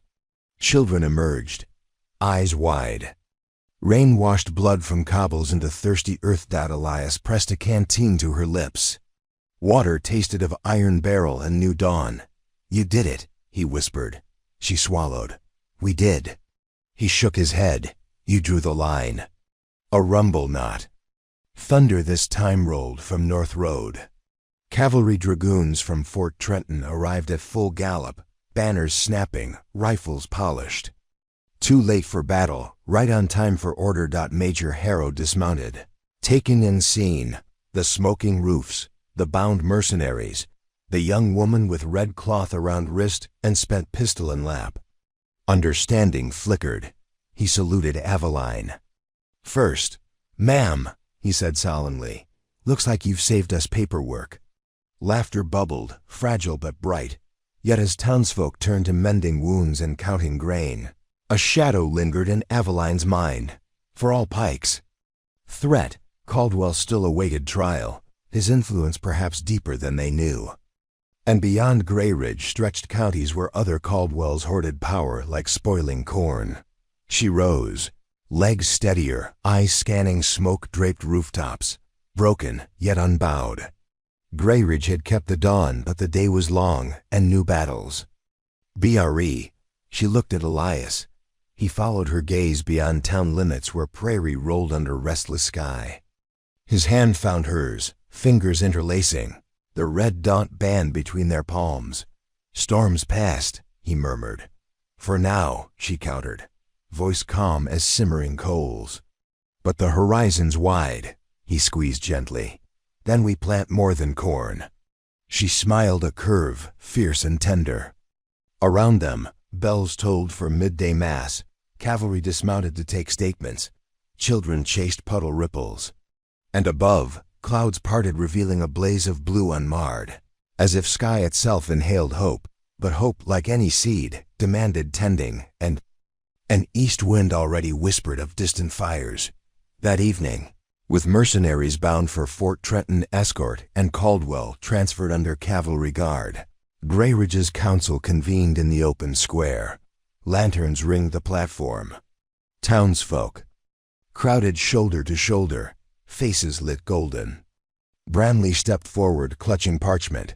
"Old Charter states vacancies filled by public acclamation," he announced. "We need interim mayor until formal election." Eyes drifted to Elias, the natural choice. Yet he shook his head. Turning toward Aveline. Murmurs swelled astonishment, excitement. Aveline's pulse fluttered. Leadership meant paperwork, negotiations, the endless grind of balancing scarcity. Could she trade rifle for quill? But before she could protest, hoofbeats clattered. A single rider tore up Main Street, coat ripped, face streaked with soot. He reined hard before platform, voice ragged. Train from Junction City derailed. 10 miles east, cargo tank of oil burst fire, racing toward Wheatbelt. Need all pumps, buckets, hands. Gasps. Wheatbelt fed 3 counties, harvest weeks away. Fire now would starve thousands. Aveline felt exhaustion peel away, replaced by grim resolve. She climbed platform steps, addressing crowd. "We saved our town today. Now we save our neighbors." She pointed south where water towers stood. "Load every barrel, hitch every horse. The prairie hasn't had her fill yet." And just like that, council postponed, deputations formed. Grayridge's defenders mounted wagons, cavalry lending canteens. Elias swung into saddle beside her, eyes creased with weary pride. As convoy rumbled out beneath star-flecked sky, Aveline glanced back once at the stockade post where she'd hung days earlier, now toppled to kindling. She nodded, silent vow forged. Wind caught her hair, carrying scent of scorched oats and distant smoke. Ahead, a red glow licked horizon. The night's work was far from done, and Grayridge, the town forgotten by time, rode to meet the new. Fire, determined that no hunger, no tyrant, no flame would starve a single soul under their watch again. Again the prairie rolled beneath wagon wheels, but this time the rhythm of the convoy felt different, less like flight, more like a heartbeat pushing blood toward a wound in distant flesh. The column stretched nearly a quarter mile. 4 water wagons sloshing dark silhouettes in moon-washed light. 5 hay carts repurposed to carry shovels, blankets, and terrified collie dogs that refused to be left behind. A dozen riders ranging ahead to scout fire lines. And at its center the council carriage, once Caldwell's gilded symbol of superiority, now a plain buckboard draped in damp tarps, its brass fittings hacked away lest they catch a spark. Aveline sat on its high bench, reins in gloved hands. Elias perched beside her. The 2 lead horses, massive Percherons named. Bessie and Tun snorted clouds that glittered like silver dust under starlight. The road cut east through switchgrass, then threaded between twin ridges where the air began to smell faintly of kerosene and scorched earth. Somewhere beyond those hills, the derailed freight car bled flaming oil into a parched wheat belt.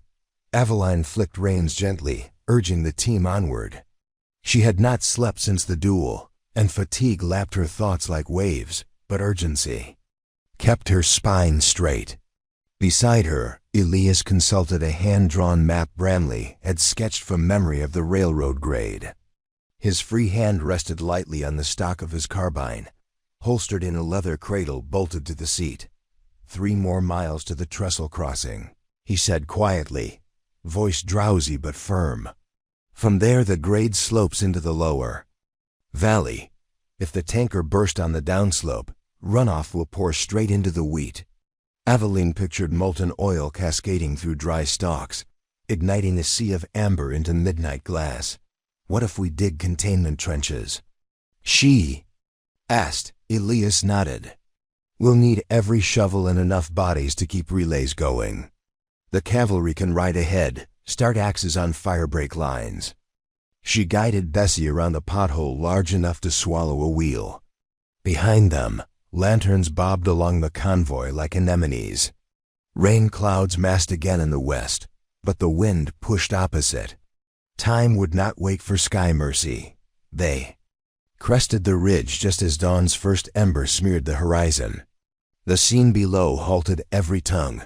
A river of fire 2 miles long crawled through wheat fields, licking gold to ash. Black smoke mushrooms towered, swirling embers lofted high, fell like burning snow onto unlit rows. The tanker still lay on its side against shattered rails, steel plates crumpled. Flames belched from a ruptured seam, roaring with the voice of a forge-given monstrous lungs. Major Harrow rode up, reining his chestnut beside the buckboard. Soot streaked his uniform. He'd galloped ahead with scouts.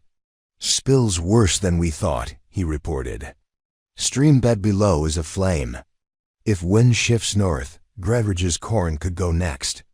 Aveline felt the deck tilt under the weight of that possibility. They hadn't just come to save neighbors. They'd come to keep survival itself from turning to smoke. Harrow continued. "We've got 30 cavalry boots plus 20 farmhands from Junction south side. Rail engineers believe we can divert flow if we dam the culvert before it hits the river fork." Elias scanned terrain. "Good soil there, but we need earth movers. Got 2 steam tractors due by rail if tracks weren't twisted." Harrow grimaced. Aveline's gaze caught a battered telegraph line sagging along the grade. "Signal still up?" "Uncertain," Harrow said. "Poles near wreck burned." Elias tapped map. "There's an abandoned quarry half-mile north.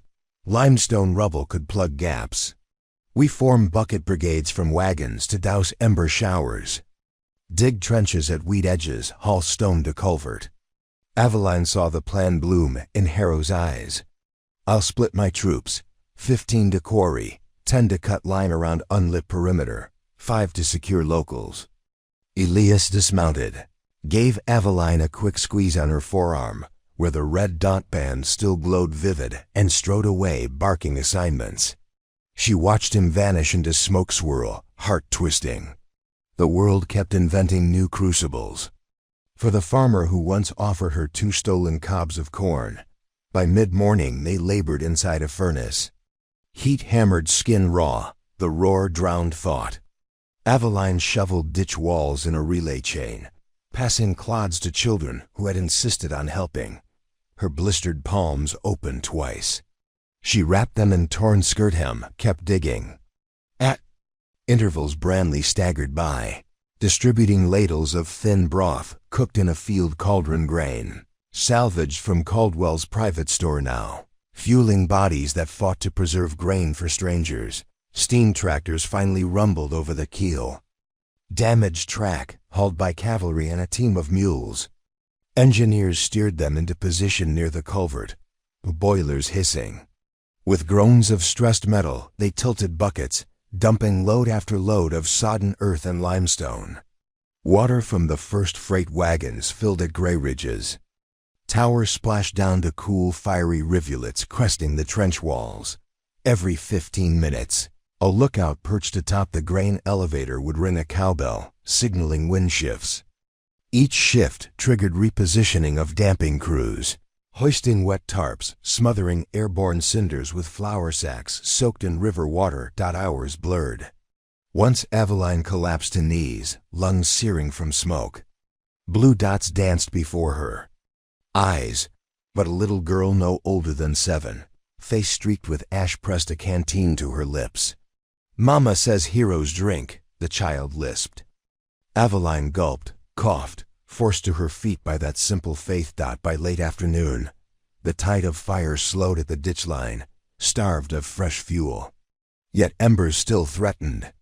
As dust painted clouds violet, Major Harrow rode through the trenches, delivering news. Contained east flank, but south slope still feeding else.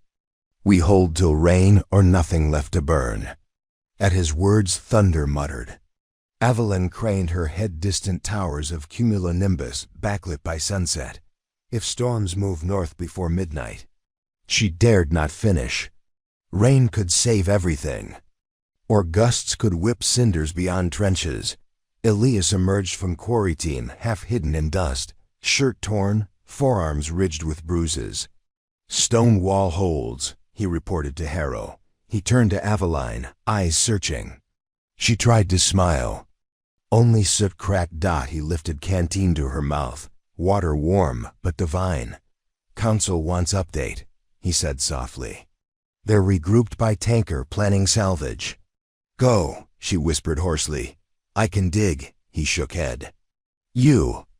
8 less than me. 5 minutes rest. She almost argued, then felt knees tremble. She followed him to a charred oak where ground still cooled. They sat against brittle bark, shoulders touching, silent as darkness seeped. Crickets buzzed at edges of chaos, brave survivors singing defiance.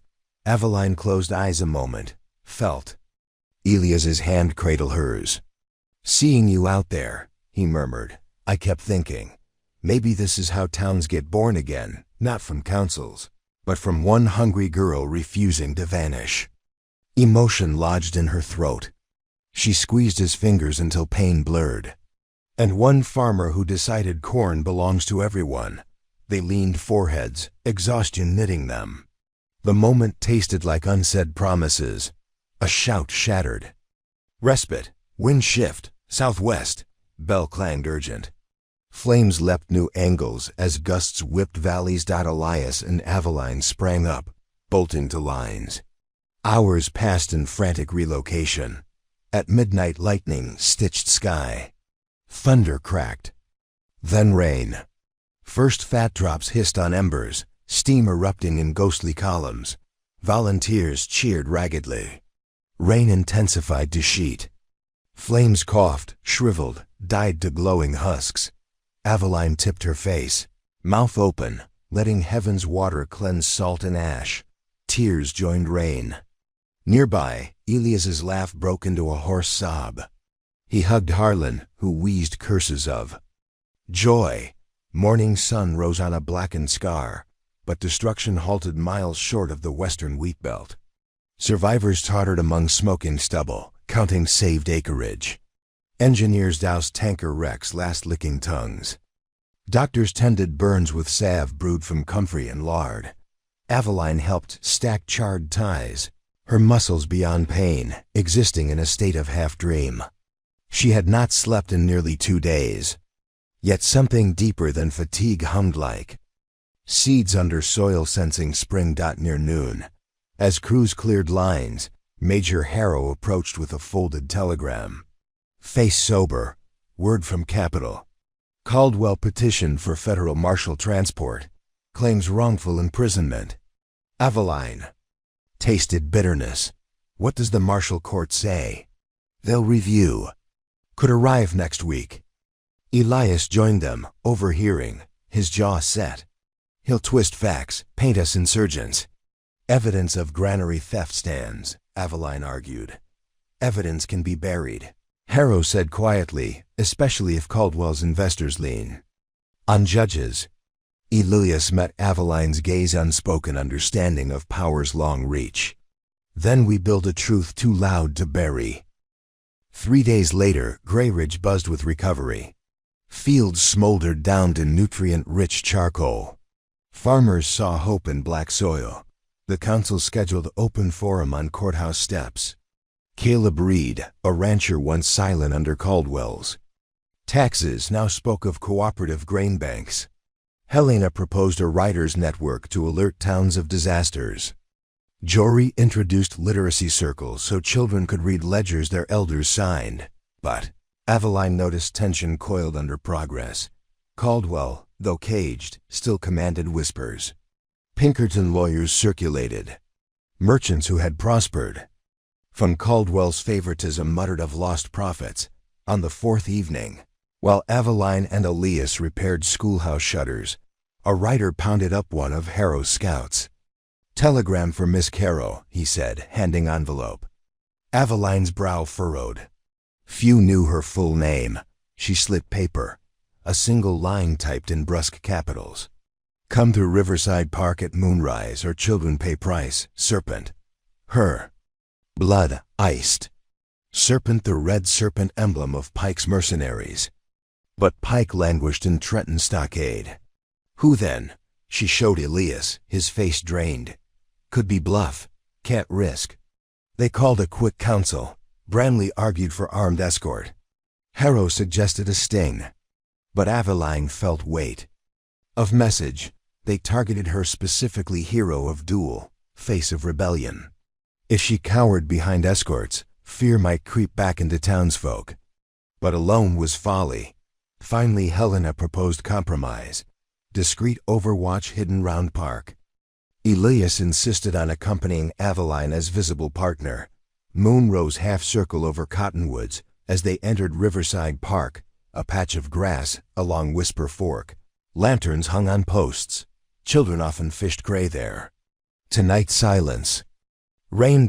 They waited near gazebo. Shadows pooled under willows. Frogs croaked. Aveline's pulse ticked.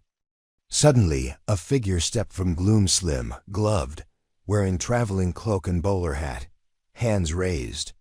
No visible weapon. Miss Carrow, a woman's voice smooth like oiled brass. And Mr. Quinn, I apologize for theatrics, but urgency required. Aveline narrowed eyes. Serpent? The woman chuckled.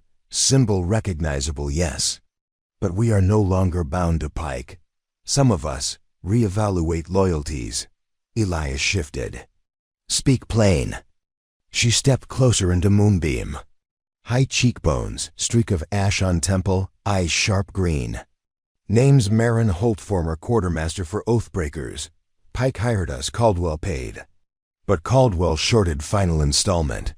When Pike fell, Caldwell disavowed, left us to military court. Some were hanged, others like me escaped. Aveline sensed half-truth. Why contact me? Marin glanced at River. Because Caldwell's lawyers petitioned martial court with doctored logs, claiming Pike's attack was unauthorized. That Grey Ridge provoked violence. They cite missing manifests, allege you forged them. Aveline's stomach nodded. We have originals. Which will go missing, Marin said softly, if transport convoy ambushed tomorrow night. Elias frowned. You know of a plot? Caldwell's cousin, Silas Rourke, hired another band, Flat Mesa Irregulars. Ambush near Devil's Spine Canyon. Plan, burn transport wagon. Blame rebels. Aveline studied Marin's posture tense. Yet sincere. Why warn us? Marin exhaled. Because I want Caldwell ruined. And because the Irregulars killed my brother last season on a job. Revenge is expensive. I'd rather collect with justice. Evidence? Elias pressed. Marin produced ledger pages, signed orders, a blood-stained snake pin. Meet me at dawn behind the livery. I'll guide you through canyon path to set counter-ambush. She stepped back into shadows. Bring 5 riders no more, or they'll smell trap. Then vanished like mist. Bramley and Helena emerged. From hiding, having heard everything. Debate spark. Trust ex-merc? Spring trap? Alert cavalry? But Harrow's detachment left morning for capital escort duty, half strength. Time slim. Aveline met Elias's eyes. She saw again those days in Stockade when no choice felt safe. We go, she said. If Caldwell erases that evidence. Grey Ridge's dawn dims again. Elias nodded grimly. Next dawn, 5 riders assembled behind livery. Aveline, Elias, Helena, Jory, still bandaged, and Major Harrow. He'd delayed departure, leaving cavalry under deputy command. Marin Holt awaited astride a lean roan. No insignia, just a revolver and coiled rope. They rode east under hushed sky, following deer trails across scrub flats. Sunburned haze to pink. At noon they entered Devil's Spine Canyon, a winding chalkstone gorge pocked with caves, rumored hideout for contraband. Marin reined in beneath an overhang. Irregulars plan ambush at the Narrows, she whispered. 2 snipers on ridge, spike strip across pass, dynamite for wagon. Harrow produced spyglass, scanned ridgeline. See movement 2, maybe 3 silhouettes. Elias unslung. Rifle. We split. Helena and Jory circle north rim. Take snipers. Marin leads me to disable explosives. Aveline and Major draw band past False Ridge. Cut escape. Aveline swallowed. Dual nerves were dull candle compared to canyon silence, but she nodded. They split. Aveline rode with Harrow along canyon floor until they found vantage behind boulder. Minutes crawled. Suddenly echoing hoofbeats. Irregular scouts herding 2 pack mules laden with crates. Behind them, 6 riders escorting Caldwell's evidence wagon, 2 marshals bound on seat. Bruised. Aveline's breath quickened. Harrow whispered, "Wait for charges disabled." Up canyon, muffled thud like damp fireworks. Then Helena's. Rifle echo. Bandits jerked heads skyward. Aveline and Harrow spurred into open, rifles raised, hands. Harrow barked. Bandits shouted curses, drew guns. A fierce exchange erupted, shots ricocheting off chalk walls. Aveline fired, clipped. A rider's shoulder. Harrow dropped another's horse. Chaos. From ridge Helena whooped, sending snipers diving. Band leader, a scarred man with red kerchief wheeled, charging Aveline. She fumbled reload. Empty chamber clicked. Horse bore down, revolver leveled. Time slowed memories of Vetch's eyes when bullet hit. She pulled reins hard, Vesey veered. Gunshot ripped sleeve. Burning flesh. She screamed, pain white hot. Before Bandit could aim again, Elias vaulted from cave, tackling him off saddle. They rolled, fists flying. Aveline clutched arm, blood pulsed warm. She fought dizziness, drew secondary pistol, lined sight on. Bandit's head but hesitated, fear of hitting Elias. Harrow's carbine barked. Bandit slumped. Gunfire ceased. Irregulars scrambled away, some hobbling. Marin emerged hauling dynamite, bundle fuses severed. Helena and Jory descended, winded but grinning. Elias knelt, checking Aveline's wound graze across tricep. She hissed, "Just flesh." He pressed bandage torn from his shirt. Marshals untied, shaken, yet alive. Evidence crates intact. Harrow exhaled, relief palpable. Caldwell's petition just got heavier, chains. Marin watched, expression unreadable. Aveline approached, extending uninjured hand. "Thank you." Marin clasped it. Debt paid. Watch your back, powerful men hire many serpents. She mounted roan, touched brim. "If you ever need another." Then rode into sunlit scrub and was gone. They returned to Grey Ridge past dusk. Townsfolk. Greeted with lanterns and soup. Aveline's arm stitched by Doc Green, memories of canyon still pulsing. She dozed in chapel pew, dreaming of wheat fields and serpents coiled in corn. She woke to Elias whispering. Harrow wired capital. Marshal court denied Caldwell's appeal. Trial proceeds here under circuit judge. Relief flooded. Yet, Elias's brow furrowed. But Caldwell's investors push to move hearing to city. They'll keep grasping. Aveline sat up, pain pricking arm. Then we keep planting truth. Outside, dawn glowed soft. Children chased butterflies amid. Blackened grass sprouting new green shoots, the prairie healing itself. Aveline stepped onto porch. She saw council hall throng with neighbors, supply wagons from Junction rolling in gratitude and far beyond. Horizon humming with possibilities and perils. She tightened the red band on healed wrist, felt pulse steady. The fight that began over. 2 ears of corn had become something vast.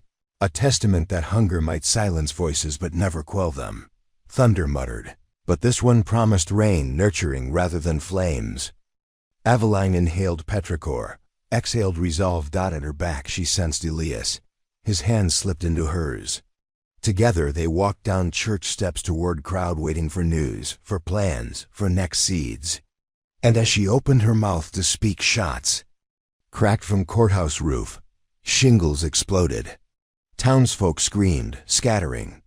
Aveline felt Elias yank her sideways as bullets chewed porch rail. A sniper, Caldwell's last loyal serpent, had chosen this dawn for vengeance. They dove. Behind stone wall. Aveline's pistol already clearing leather, heart thunderous. She peered past edge rifle muzzle flashed near bell tower. Elias shouted to Harlan for covering fire. Shutters splintered as Sniper swept courtyard. Children huddled behind water. Trough. Mrs. Temper dragged 2 by collars to safety. Aveline knew split second. Decision. Circle flank and open or wait for marksman to reload. Her breath steadied. Memories of dual, aligning nerves. She whispered to Elias, "Cover left." Then sprinted right, boots skidding gravel. Bullet whined past ear, but she kept low, sliding under hitch rail. She heard Elias pop 3 rapid. Shots distraction. She dashed to stair ladder leading roof, ascended, each rung agony in arm. On rooftop, smoke lingered from rifle muzzle. Sniper, a gaunt youth, snake pin glinting, reloaded, unaware of her approach. She crept, footfalls. Masked by wind, he swung rifle toward crowd again, finger tightening. Aveline lunged, tackling him. Rifle discharged into sky. Both tumbled across shingles, stopping at gutter's edge. Pain flared along ribs. Youth snarled, drew dagger. She grabbed his wrist, twisted. Blade clattered. His other fist struck her temple, stars burst. They grappled, sliding perilously below. Townsfolk watched helpless. Elias shouted her name, began climbing. Sniper punched, scrambling for blade. Aveline hammered elbow into his jaw. He reeled but hooked fingers in her braid, yanking toward edge. She felt nothing beneath left boot sickle. Of sky yawning, adrenaline surged. She jammed palm under his chin, forcing head back, and drove knee into stomach. Grip loosened, they separated. She seized rifle strap across his chest, swung momentum, hurling him away from edge. He skidded, arms pinwheeling, fell through. Rotted shingle hole crashed into attic with groan, dust billowing. Elias reached roof, eyes wild. She gave shaky thumbs up, knees buckling. He caught her, hugging tight. Below, townsfolk cheered relief. Bramley escorted wounded youth from courthouse minutes later. Hands bound. Aveline sagged against chimney, heart still racing. The serpents kept striking, but each bite rallied anti-venom in souls of simple folk refusing to starve. That night, as Doc Green rebandaged her temple, Aveline gazed out infirmary window at lanterns dotting streets like constellations spilled to earth. Elias perched beside cot, thumb stroking her knuckles. "I thought peace would come after Caldwell fell," she murmured. "But every day births new fights." Elias smiled, weary but unwavering. "That's what harvest is, constant weeding. But each seed you saved grows 10 more hands to help." She closed eyes, picturing corn rising tall, bending slowest in storms. In that image she found rest. Outside, the night folded quiet at last. But far east, under same stars, cables hummed with messages of rebellion and resistance. Word of a girl once starved for stealing corn, who now wielded hunger into hope. Her name carried by writers, her story too bright to be buried. Powerful. Men took note. And somewhere, Silas Rourke crumpled a failed report, ordering new plans in darker ink. Silas Rourke folded the telegram twice, pressed its creases with the flat of his thumbnail, and fed it to the lantern flame that guttered on the railway carriage's fold-down desk. Blue fire licked across the paper, devouring the words that proclaimed Caldwell petition denied. He watched until the cinders curled like dead millipedes, then ground them to powder with the butt of his ring. Outside the pane, the prairie fled westward, a blur of silver grass beneath a waxing moon. Inside the private car, the air tasted of scorched kerosene and colder things: ambition, resentment, the iron tang of unshed blood. He turned to the 2 figures waiting in the shadows near the coat rack. One was squat, with a boxer's nose and fingers the size of pine knots. The other tall, sallow, spectacles glinting like distant signal lamps. "Report," Silas said, voice a soft rasp. The tall one, Alcott, formerly of Pike's accounting corps, adjusted his glasses. The flat Mesa sortie failed. Evidence secured. Witnesses alive. Major Harrow returned to the fort with statements. Silas's jaw flexed. Casualties? 4, including the lieutenant. The rest scattered. Marin Holt disappeared. Find her, Silas ordered, turning to the boxer-built man. And you? Contact in Capital, says Judge Caro's docket, sets Caldwell hearing 3 days hence. We'll move before they convene. Silas lifted a silver hip flask, engraved with a serpent devouring its tail, but did not drink. Grey Ridge rallies around that girl. Heroes blind crowds to the smell of smoke. Flames reflected in his eyes.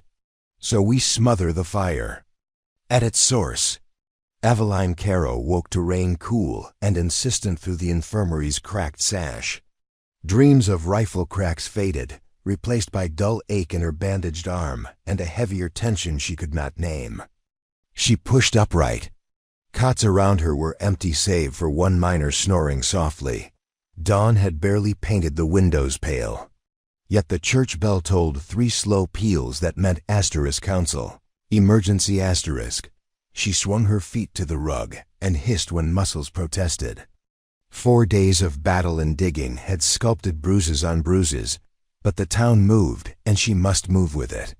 She dressed quickly, shrugged into Elias's spare coat. He had pressed it into her hand sometime after the sniper incident, muttering about keeping warm, and stepped into the muddy street. Grey Ridge glistened in the rainless dawn. Soot washed from eaves, new glass glimmering in windows where bullet holes had been. She hurried toward the council hall, heart thumping unevenly, fear of new danger, and the bittersweet hope that each bell might signal rebuilding, not ruin. Inside, benches overflowed. Farmers in oilskins hunched beside townsfolk holding ledgers. Cavalry privates stood at easy attention. Even Dot Green leaned on his cane near the dais. At the front, Elias faced the assembly, Harrow at his side, Bramley clutching a telegram. Elias's eyes found Aveline the moment she slipped through the door. They softened, but his mouth was taut. Good, she's here, he said to the crowd. We'll begin. Bramley unfolded the telegram. Message from State Capitol, transmitted 2 hours ago. Quote, Asterisk Judge Caro and Marshal escort ambushed half-day west of Junction City. Coach overturned, horses killed, documents missing. Judge critically wounded. Expected arrive Grey Ridge by rail when conditions stable. Asterisk, end quote. He looked up, face ashen. A rustle shock, anger swept the hall. Judge Caro, no kin to Aveline, though the shared surname had caused many quips, was the circuit's last bastion of incorruptible jurisprudence. Without him the trial risked postponement, venue change, exactly what Caldwell's allies desired. Helena rose. Who attacks a judge in open daylight? Stagecoaches ain't subtle. Major Harrow's expression was granite. Rourke likely. Caldwell's money flows through that family. Aveline felt the room's air grow thin. Another blow, precise and deep. She stepped to the dais. When will the judge arrive? Tomorrow night on the 8:12 Freight Express, Harrow answered. He'll need surgery. We've requisitioned 2 surgeons from Fort Trenton. Elias placed a calming hand on the podium. Which means we must guarantee that train reaches Grey Ridge unmolested. Jory whistled low. It's 60 miles of track through open prairie, and after Devil's Spine, we know they'll sabotage rails. Then we ride with it, Aveline said before caution could intervene. Scout ahead, guard bridges. Harrow nodded slowly. Pilot locomotive runs 5 miles ahead of express. We could man it with sharpshooters, inspect track. Night riding, though hard to spot charges. Torches on cattle catchers, Elias suggested. And telegraph every half-mile post to relay clear or halt. Arguments, logistics, volunteer calls had blurred into motion. By mid-morning a plan solidified. 2 flat cars mounting lantern stands would precede the express, manned by a dozen. Riders including Aveline, Elias, Helena, Jory, and 3 Fort sharpshooters. Telegraph operators would key status codes. Any break in line would trigger flares, stopping the express behind. Afternoon sun found Aveline atop the water tower with Miss Gable's nephew stringing fresh wire along insulators. Her arm throbbed, but adrenaline dulled pain. She hammered ceramic caps, the rhythm steadying scattered thoughts. She fought not to imagine sabotage, derailments. Instead, she focused on the echo of each strike. A Morse of purpose dot below, children. Chalked encouraging slogans on boxcars. Truth rides this train, hunger can't shoot hope. The sight made her throat tight. She descended ladder. Elias waited, coaxing a smile. You keep climbing things, he teased. Easier to see tomorrow from height, she quipped, but her laugh cracked. He cupped her cheek. In his eyes she saw same fatigue, same relentless will. They stood in silence, rain-washed breeze fluttering red band on her wrist. Night fell layered in indigo. The pilot locomotive nicknamed Torchbearer by rail hands steamed its siding, headlamp shrouded with hood to direct beam. Downward, lantern masts glowed along flat car decks. Harlan passed out coffee thick as tar, lacing some cups with rye, for courage, not aim. Evelyn checked her pistol, rifle, extra bandages. She mounted flat car near front, Elias beside her. Helena straddled crate further back, cleaning shotgun. Jory, arm still splinted, manned telegraph key inside the caboose office rigged to. Receive front wire pulses dot as the 812's whistle echoed across prairie. Aveline swallowed unease. The express hissed into view, its string of passenger cars loaded with wounded judge, surgeons, and crates of unburned evidence. Firebox glow, painted wheels red gold. Crew flagged readiness. Harrow signaled with lantern arcs. Steam belched. Torchbearer lurched forward. Speed climbed to 20 miles an hour faster than a man could sprint, slow enough for vigilant eyes. Moonlight silvered track. Prairie roses nodded in the slipstream. Somewhere a coyote yipped. Aveline scanned rail joints, beam ties, culverts. Illuminated by hooded lamp. Each milepost they tapped code, clear. Behind, the express chuffed steady. At mile 10, Jory's key crackled a query telegraph line dropping faint. Avalanche frowned, tapped diagnosis it cleared. She resumed. Watch, the night air cooled, but tension kept sweat beating. 20 miles, farmland transitioned to chalk outcroppings. 30, they crossed Black Feather Bridge, torches revealing river below, calm under stars. Aveline held breath until wheels clattered onto solid grade again. Around mile 40, telegraph. His faltered signal fuzz. Aveline tapped, no response. She glanced to Elias. He lifted lantern, signaling engineer to slow. Train brakes squealed. Steel screeched. Then ahead, a faint glow too orange for lamp. Helena pointed. Upgrade fire. The engineer killed steam. Torchbearer coasted. Aveline and Elias leapt down, boots crunching ballast. They crept forward, rifles ready. Around curve lay a burning telegraph pole, wires severed. Flames crawled across arms, embers floating.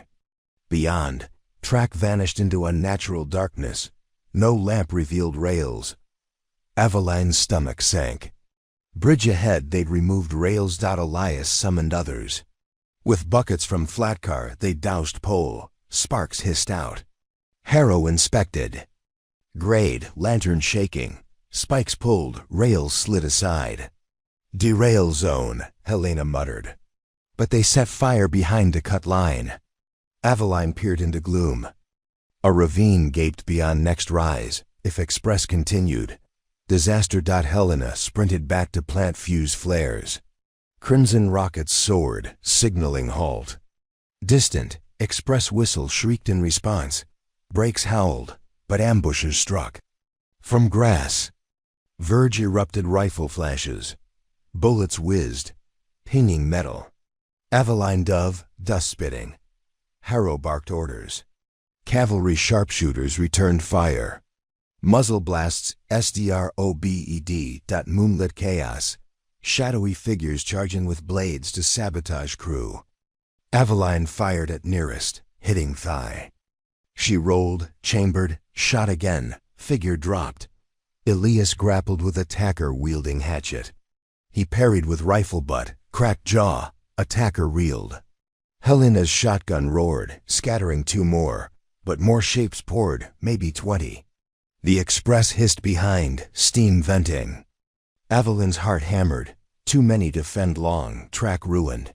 She yelled to Elias, "We need rail back in place." He locked gaze, determination flared. "Cover me." He ducked toward rails, hefted iron bar with Harlan's help. Aveline shifted position, sighting, shooting at attackers diving from ridge. 1 bullet grazed her rib-searing kiss. She gasped, tightened grip, fired again. Target fell. Harrow's men formed wedge, pushing ambushers back with bayonets. Sparks from blades lit grim faces. Elias and Harlan dragged first rail onto ties, slamming spikes with sledge. Helena knelt, hammering opposite end. Sweat and blood splashed iron. Aveline and sharpshooters maintained curtain of fire. Ammunition dwindled. She ducked low, rummaging belt, 3 rounds left. Suddenly, a whistle horse neigh. A rider burst from darkness, silhouette lanky, rifle leveled straight. At Elias, on track. Aveline jerked up, aimed, but hammer fell on empty chamber. Time slowed, rider's finger tensed. Muzzle flash bloomed. She screamed Elias's name. "This story took us a long time. If you like it, subscribe." Now back to the story. The shot cracked. Echo swallowed by ravine. Elias jerked, staggered blood. Sprayed across gleaming rail. Aveline's screen tore raw. She snapped lever, found last cartridge, fired. Bullet struck rider's chest. He toppled, horse bolting. She sprinted to Elias. He knelt, hand pressed aside where crimson soaked. Shirt, eyes wide but lucid. "Just graze," he gasped, though blood seeped between fingers. Harlan hauled final rail, Helena driving last spike. Harrow signaled engineer. Clear short. Express whistle answered, slow advance, but ambushers regrouped for final rush. 10 maybe. 12, charging with pistols, torches. Aveline gulped ammunition spent. She lifted discarded hatchet, braced dot as attackers closed. Thunder of hooves rolled from east. From darkness surged a flank of mounted figures, rail yard teamsters led by Mrs. Temper of all people. Broom raised like partisan spear. They crashed into ambushers, scattering them. One torch hurled high landed on railbed, sputtering. Pulled Elias across ties as express locomotive inched over restored track. Engineers white-knuckled. Cars squealed across. Passengers peered wide-eyed. Ambushers fled into night, pursuit giving chase. Rain finally broke, dousing remaining flames. Aveline cradled Elias under culvert lamp. Blood flow slowed, graze indeed. She bound wound with kerchief, tears mixed with rain. He touched her cheek.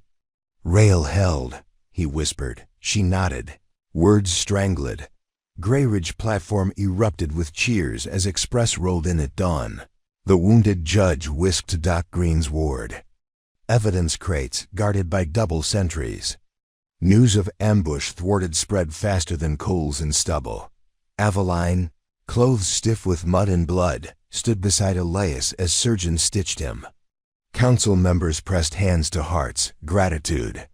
Shining, but Aveline's gaze drifted to east horizon where thunderheads brooded again.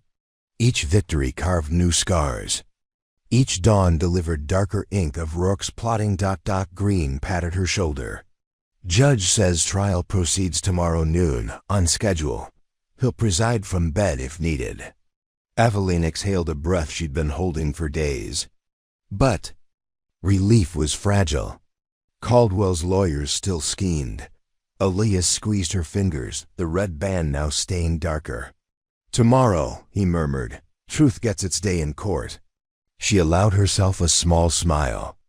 Yet as she helped him to his feet, Movement in crowd caught her eye. Two strangers in crisp suits slipping away, serpent pins glinting. They vanished before she could pursue. A chill traced her spine. The courthouse walls might soon echo with. More than gavels, mid-morning haze settled when Aveline entered the old schoolhouse to fetch orphanage ledger requested by judge. The corridor smelled of chalk and damp slates. She pushed open archive door and froze. Shelves ransacked. Papers scattered, a lamp knocked over. And near the window, a figure rifled through stack of manifests, Silas Rourke himself. He looked up, smile cold. "Miss Caro," he purred. "Just retrieving property." Aveline drew pistol empty again. She cursed. Rourke chuckled, producing revolver. Evidence disappears, trial stalls. She backed toward hall. Towns. Outside, but you came alone. He stepped closer. She felt chalk dust sting eyes, despair creeping. Footsteps behind her, two more men blocking exit. Rourke lifted revolver. "Now you'll burn these files. Then we discuss how hunger can still be useful." Aveline's mind raced. Buying time? She raised chin. "You think I fear chains after stockade?" He smirked. "Not chain starvation, but perhaps you've grown fond of the taste." Gun cocked, her heart thundered. But from outside window came sudden whinny, Crash Elias, writing Bessie. Barrel rolling through glass in whirlwind of hooves and shards. Horse's shoulder slammed Rourke aside. Pistol fired wild, ricocheting. Aveline Dove seized spinning gun, leveled on stunned henchman, pulled trigger. Click empty, but bluff worked. He fled. Rourke staggered, blood at brow. Elias dismounted, cuffed him with rifle butt. Rourke crumpled. Aveline exhaled shaky laugh. "You keep bursting through windows." He grinned through painkiller haze. Less climbing. They bound Rourke, gathered scattered evidence. Outside, counsel rushed at commotion. As Rourke was hauled to jail, lightning cracked and rain poured, a cleansing torrent that hammered roof like drum of final verdict. But inside Aveline's ribs, thunder still echoed. She and Elias stood in rain, papers clutched tight, and he whispered, "One more night." She nodded, rain masking tears. Tomorrow would be the trial, and they would need every ounce of courage left. The coming of dawn was announced by a hush and almost sacred stillness that settled over Grayridge after weeks of gunfire, sabotage, and flaming horizons. Clouds hung low and bruised, but the rain had passed. Streets glimmered like black glass, reflecting lamplight and the prowling silhouettes of townsfolk already queuing for space in and around the courthouse. This Tuesday would pivot history. The first open trial in the territory where power, privilege, and starvation would stand accused at the same table.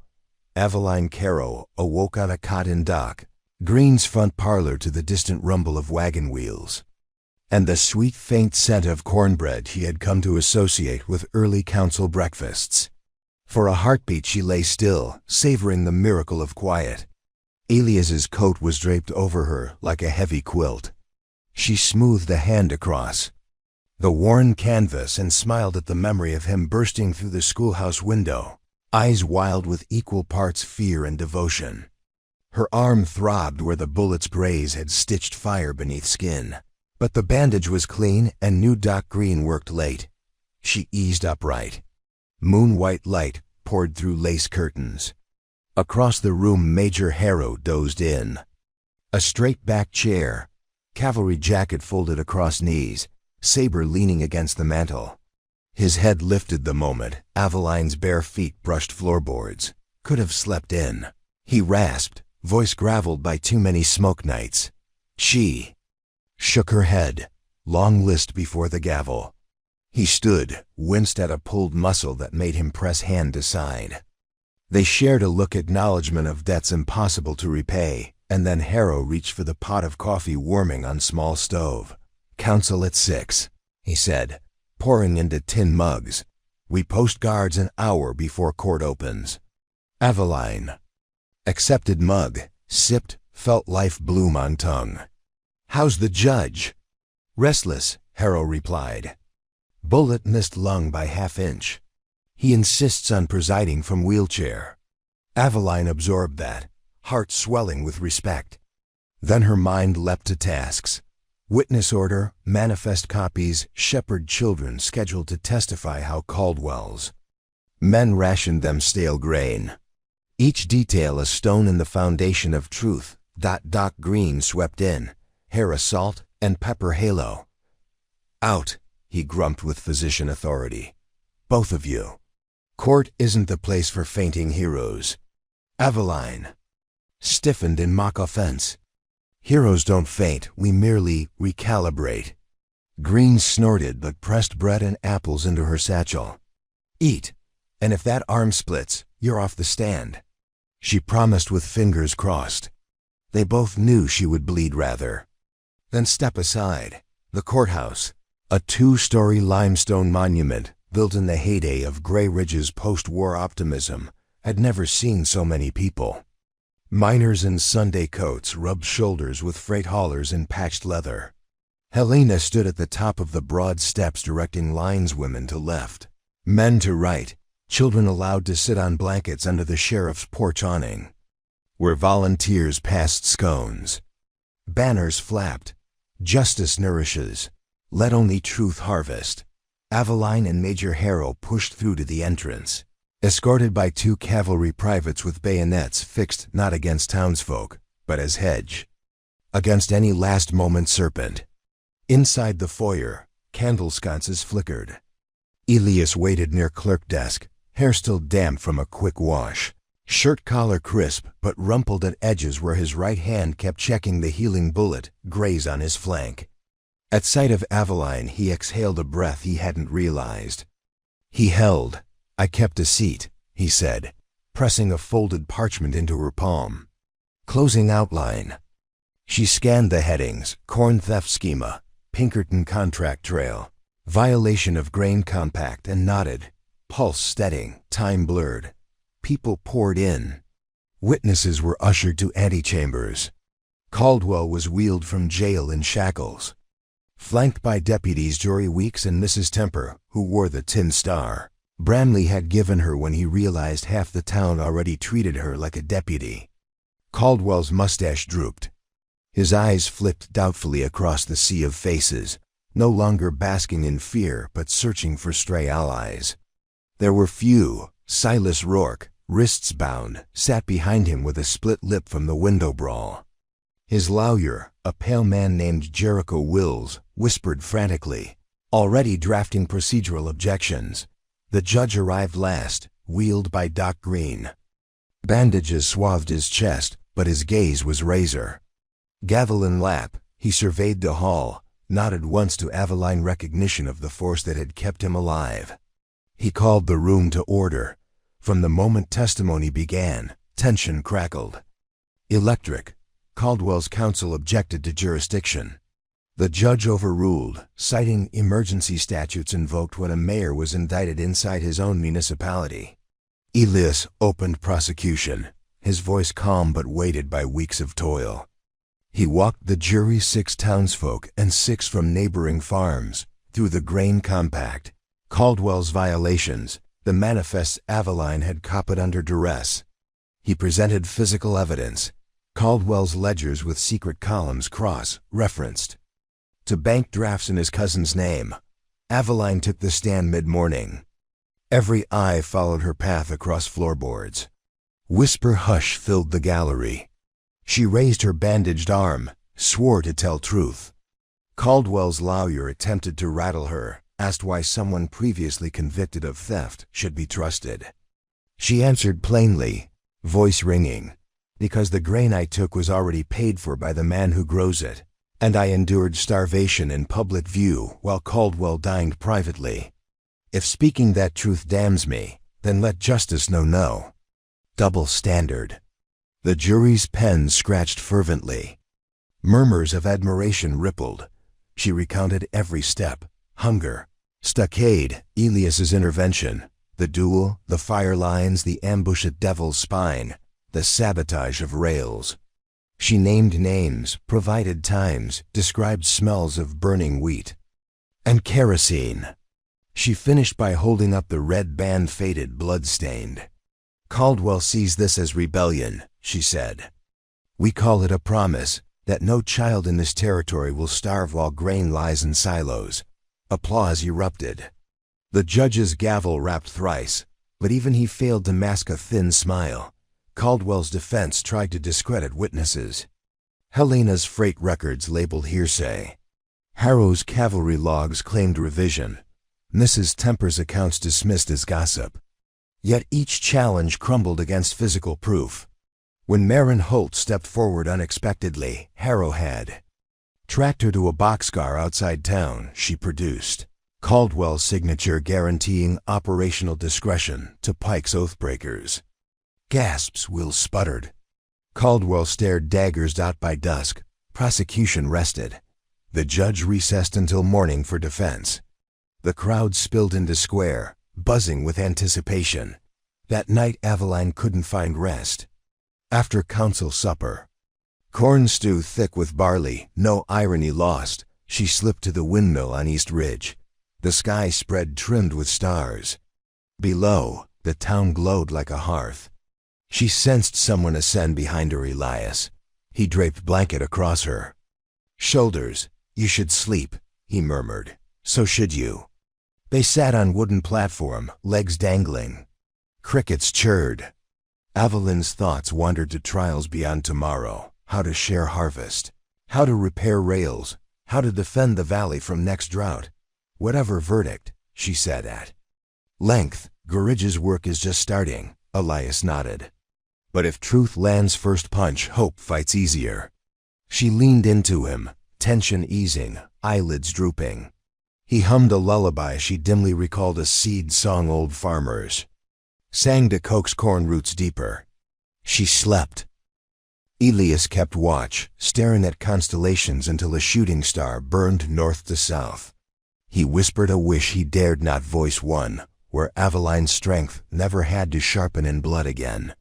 Behind them, unseen, a figure lowered spyglass and retreated into darkness, last serpent free, plotting dawn's desperate roll of dice. Trial resumed with Caldwell's defense. Lawyer Wills called a single witness, a rail magnate from the capital, who testified that Caldwell's private granaries were common practice for mayors safeguarding municipal assets. But under cross-examination, Harrow presented letters where Caldwell negotiated grain sale to that very magnate at wartime prices. Strategy collapsed. In a final gambit, Wills pleaded for mistrial, citing mob intimidation. The judge raised eyebrow. Mob intimidation was when this town's children starved beneath a mayor's watch, he said, voice quivering with controlled wrath. Motion denied. The jury retired. Within an hour they returned, 12 eyes fixed on Caldwell. Verdict: guilty on all counts. Sentence: permanent removal from office, restitution of grain stores, and transfer to territorial prison pending federal review. Applause exploded. Some wept. Caldwell slumped, mustache drooping. Rourke cursed shackles. Rattling, Aveline sat stunned, months of fear distilled to this fragile sheet of verdict paper. She looked at Elias. His smile trembled, tears bright. Yet even as gavel fell, thunder cracked outside, this time literal. Doors flew open. A sodden cavalry private stumbled in. Explosion at rail yard. He gasped. Saboteurs hit grain depot, fire spreading toward water tower. Chaos. The judge commanded order, but townsfolk rushed out. Sky beyond windows glowed orange. Aveline's pulse spiked. Caldwell's last play. Rourke's all eyes. She and Elias sprinted, boots splashing through rain puddles. Smoke rolled down Main like a stampede. Flames licked the base of the water tower, creosote-soaked supports crackling. If tower fell, town's only reservoir lost. If fire reached fuel shed, secondary explosions would level 3 blocks. Branley rallied bucket lines, but wind fanned embers. Helena screamed from rail yard that dynamite had blasted depot doors. Aveline scanned gloom for shapes caught glimpse of two riders galloping east. She pointed. Elias bolted to mount Bessie. "I'll cut them," he yelled. She grabbed his sleeve. Not alone.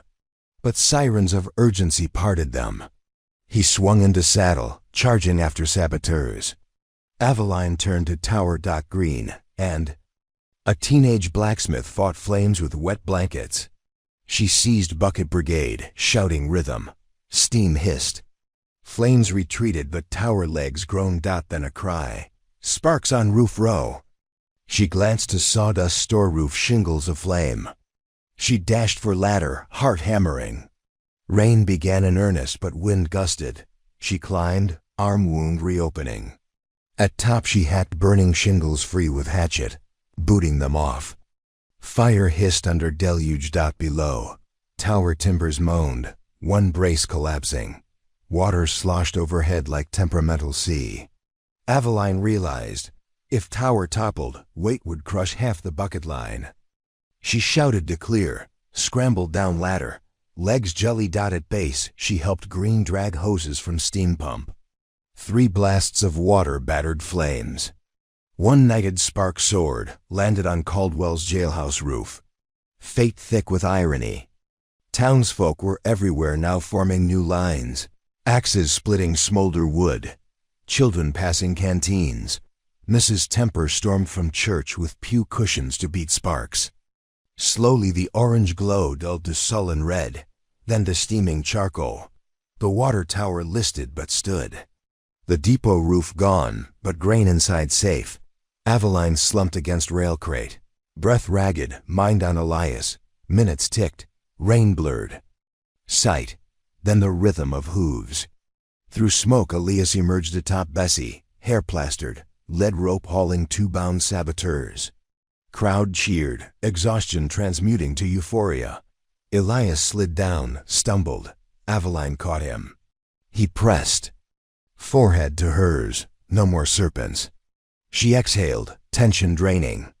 Yet even as relief blossomed, a sharp thunderclap cracked overhead. No lightning proceeded. Elias jerked. Blood spurted from side of neck. A rifle shot. From dark alley flash glowed hidden gunmen.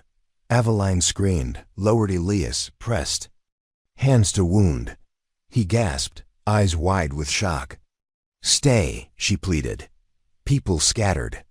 Someone pursued Shooter, rain mixed with crimson on her palms. Doc Green sprinted, sliding to knees, opening bag. "Hold pressure, girl." Everything muffled. She heard her own heart louder than storm. Elias's lips moved. She bent. "Corn belongs." "Remember." Tears washed his face. She sobbed. Pressing harder, Green worked needles gauze.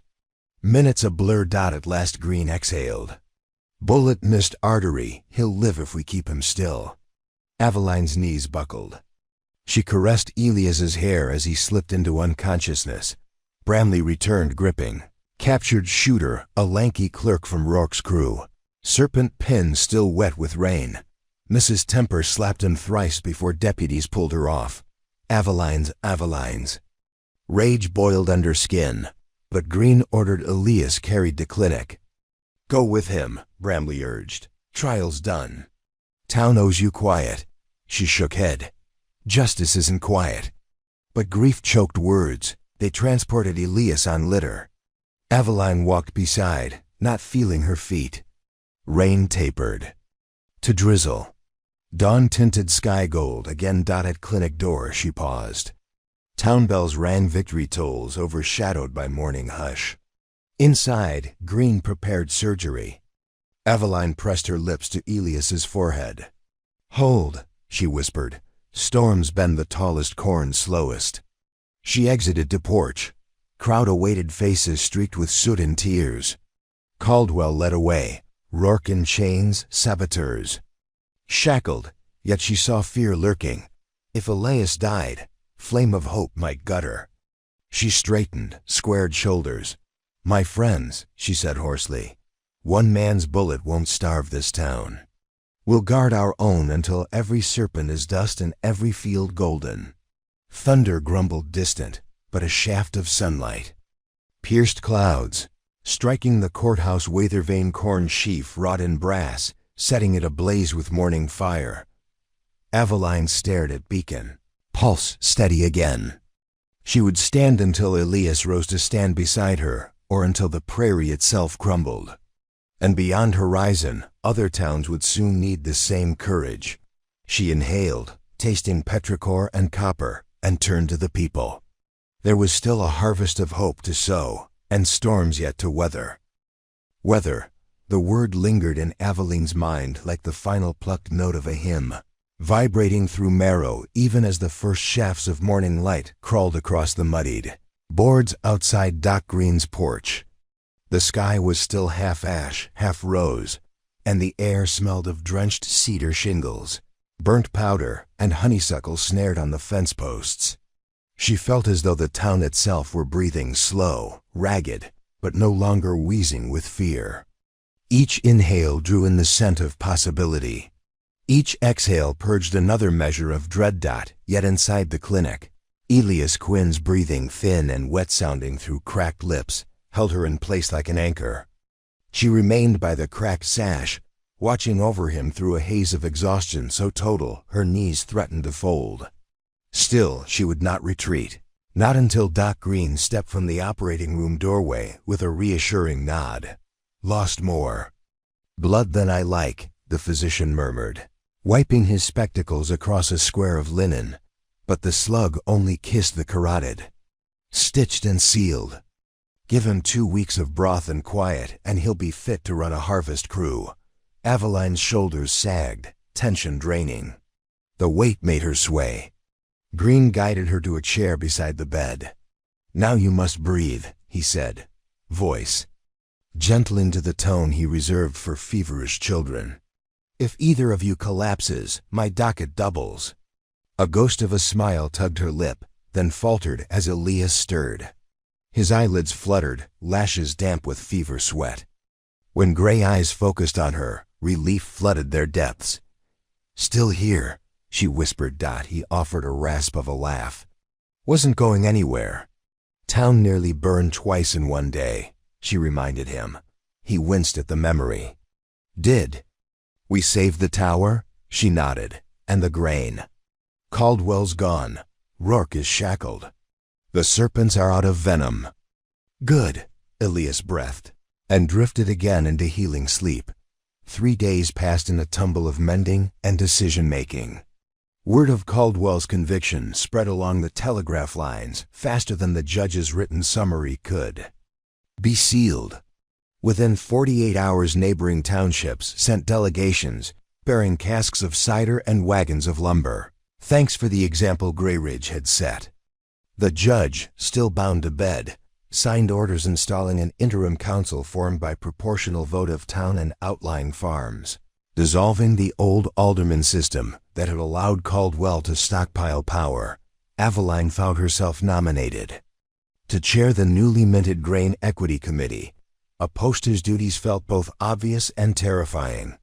Audit every silo from Whisper Fork to the Junction Spur, codify communal distribution reserves, and establish transparent ledgers. She accepted on 2 conditions: that minutes be open to any citizen literate enough to read them, and that those who could not read would be taught by volunteers using the very same ledgers as lessons. The council agreed, and quickly discovered volunteers abundant. Miss Gable's schoolhouse swelled with adults in the evenings, calloused hands clumsy around chalk as they sounded out words like manifest and reconciliation. Within a week, Elias, propped in a padded chair on Doc Green's porch, was mapping a cooperative irrigation project that tied 6 independent farms to a rebuilt water tower via an ingenious gravity-fed trench. He claimed it was merely practical geometry, but Aveline saw in the penciled lines a quiet audacity. Water would no longer respect property lines. It would serve need before deed. Still, Silas Rourke's sentencing loomed. Martial escorts scheduled. His transfer to the capital, but rumors flitted that investors planned one final snatch. The new council voted to send a mixed escort, 2 cavalry, 2 town deputies, and Aveline herself, because the people refused to let distant prosecutors twist testimony in secret. Elias tried to argue healing wound, risked too fresh, but Aveline squeezed his hand gently.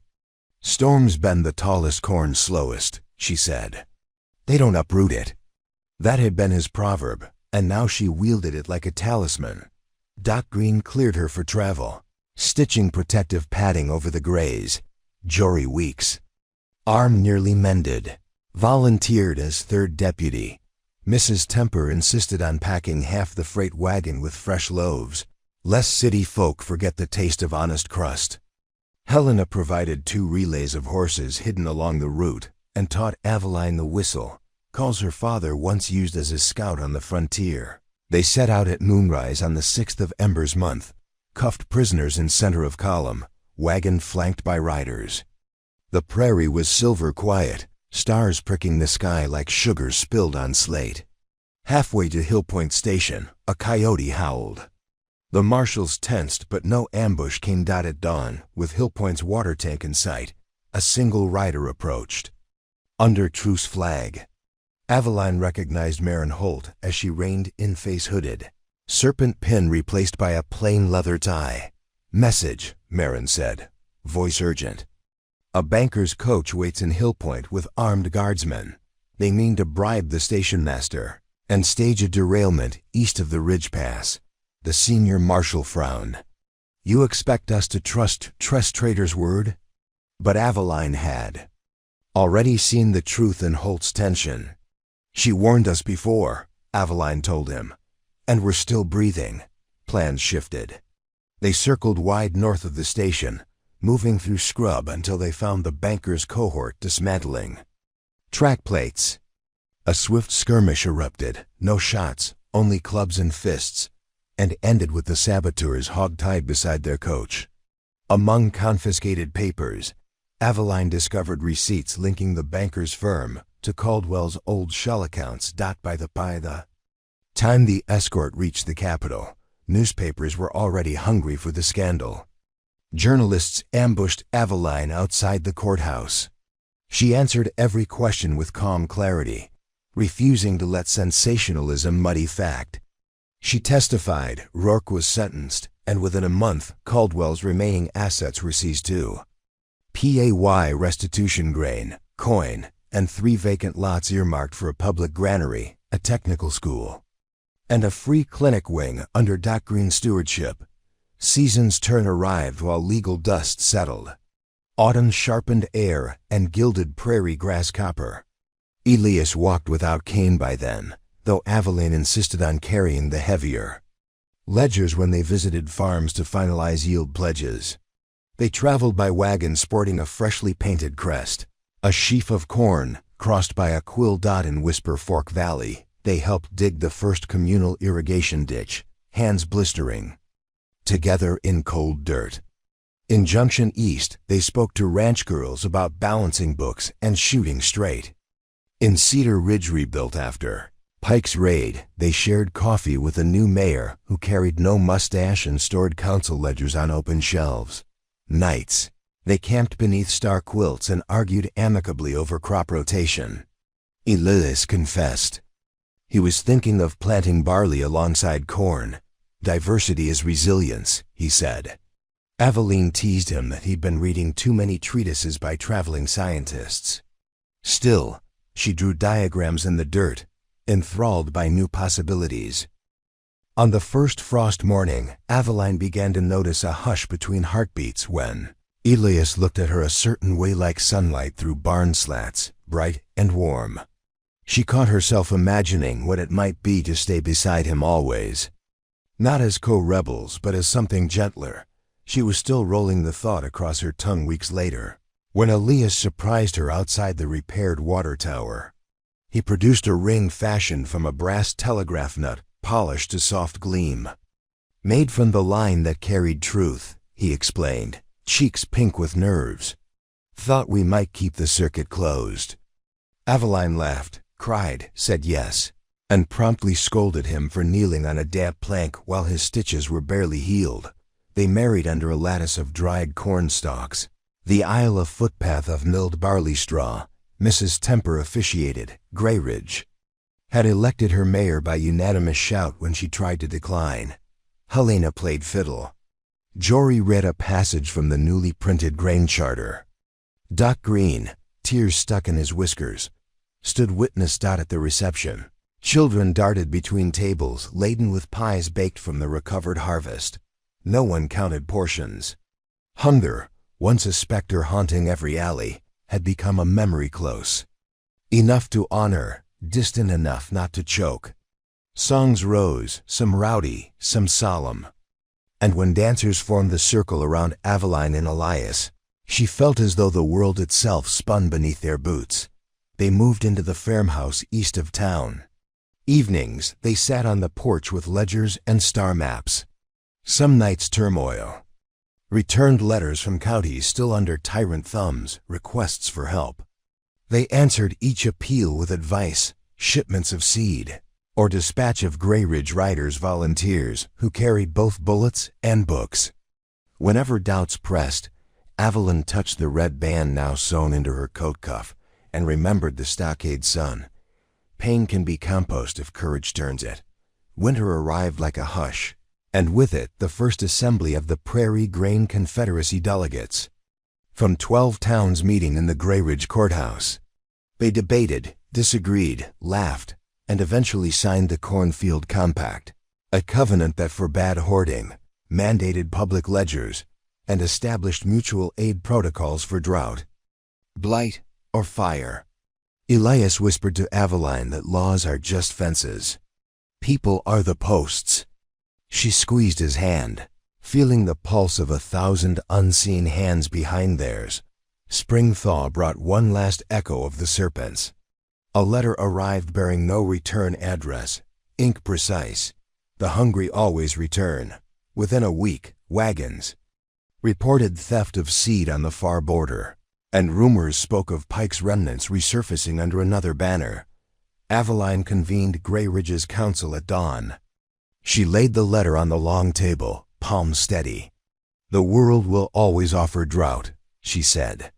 "Our answer remains water." They voted to expand the Rider Network, institute roaming agronomists, and fund traveling teachers. Fear would not take root if seeds of knowledge were sown first. Elias approached later, voice low. "A lifetime of vigilance?" She leaned into him, eyes bright. "A lifetime of planting. The serpents can gnaw, but they can't eat every kernel." He chuckled, then winced as healed scar pulled. She kissed the spot through his shirt and felt his laughter ease. Midsummer. Clouds stacked tall and white, the valley green as new. Glass, the irrigation ditches glittered like silver ribbons. Barley swayed tawny. Corn tassels danced in wind that smelled of rain and sun, baked soil. Aveline stood on the farmhouse porch, hand resting on a belly just beginning to round beneath. Her cotton dress. A hush of awe filled her life sprouting inside, seeded from hope's harvest. Elias stepped behind her, arms circling. "Storm line to the west," he murmured, but there was no fear in his tone. They watched the thunderheads crawl like gray ships, and as first drops struck, Aveline's laughter rolled across the field. Rain, once omen of fire or flood, now promised abundance. Thunder boomed an amen. She pressed Elias's hand to her stomach. "This child will never know what it means to starve." "No," he agreed softly, "only what it means to share." She closed eyes, breathing the petrichor of endless beginnings. 2 years later, a traveling journalist with a notebook full of blank pages arrived in Grayridge.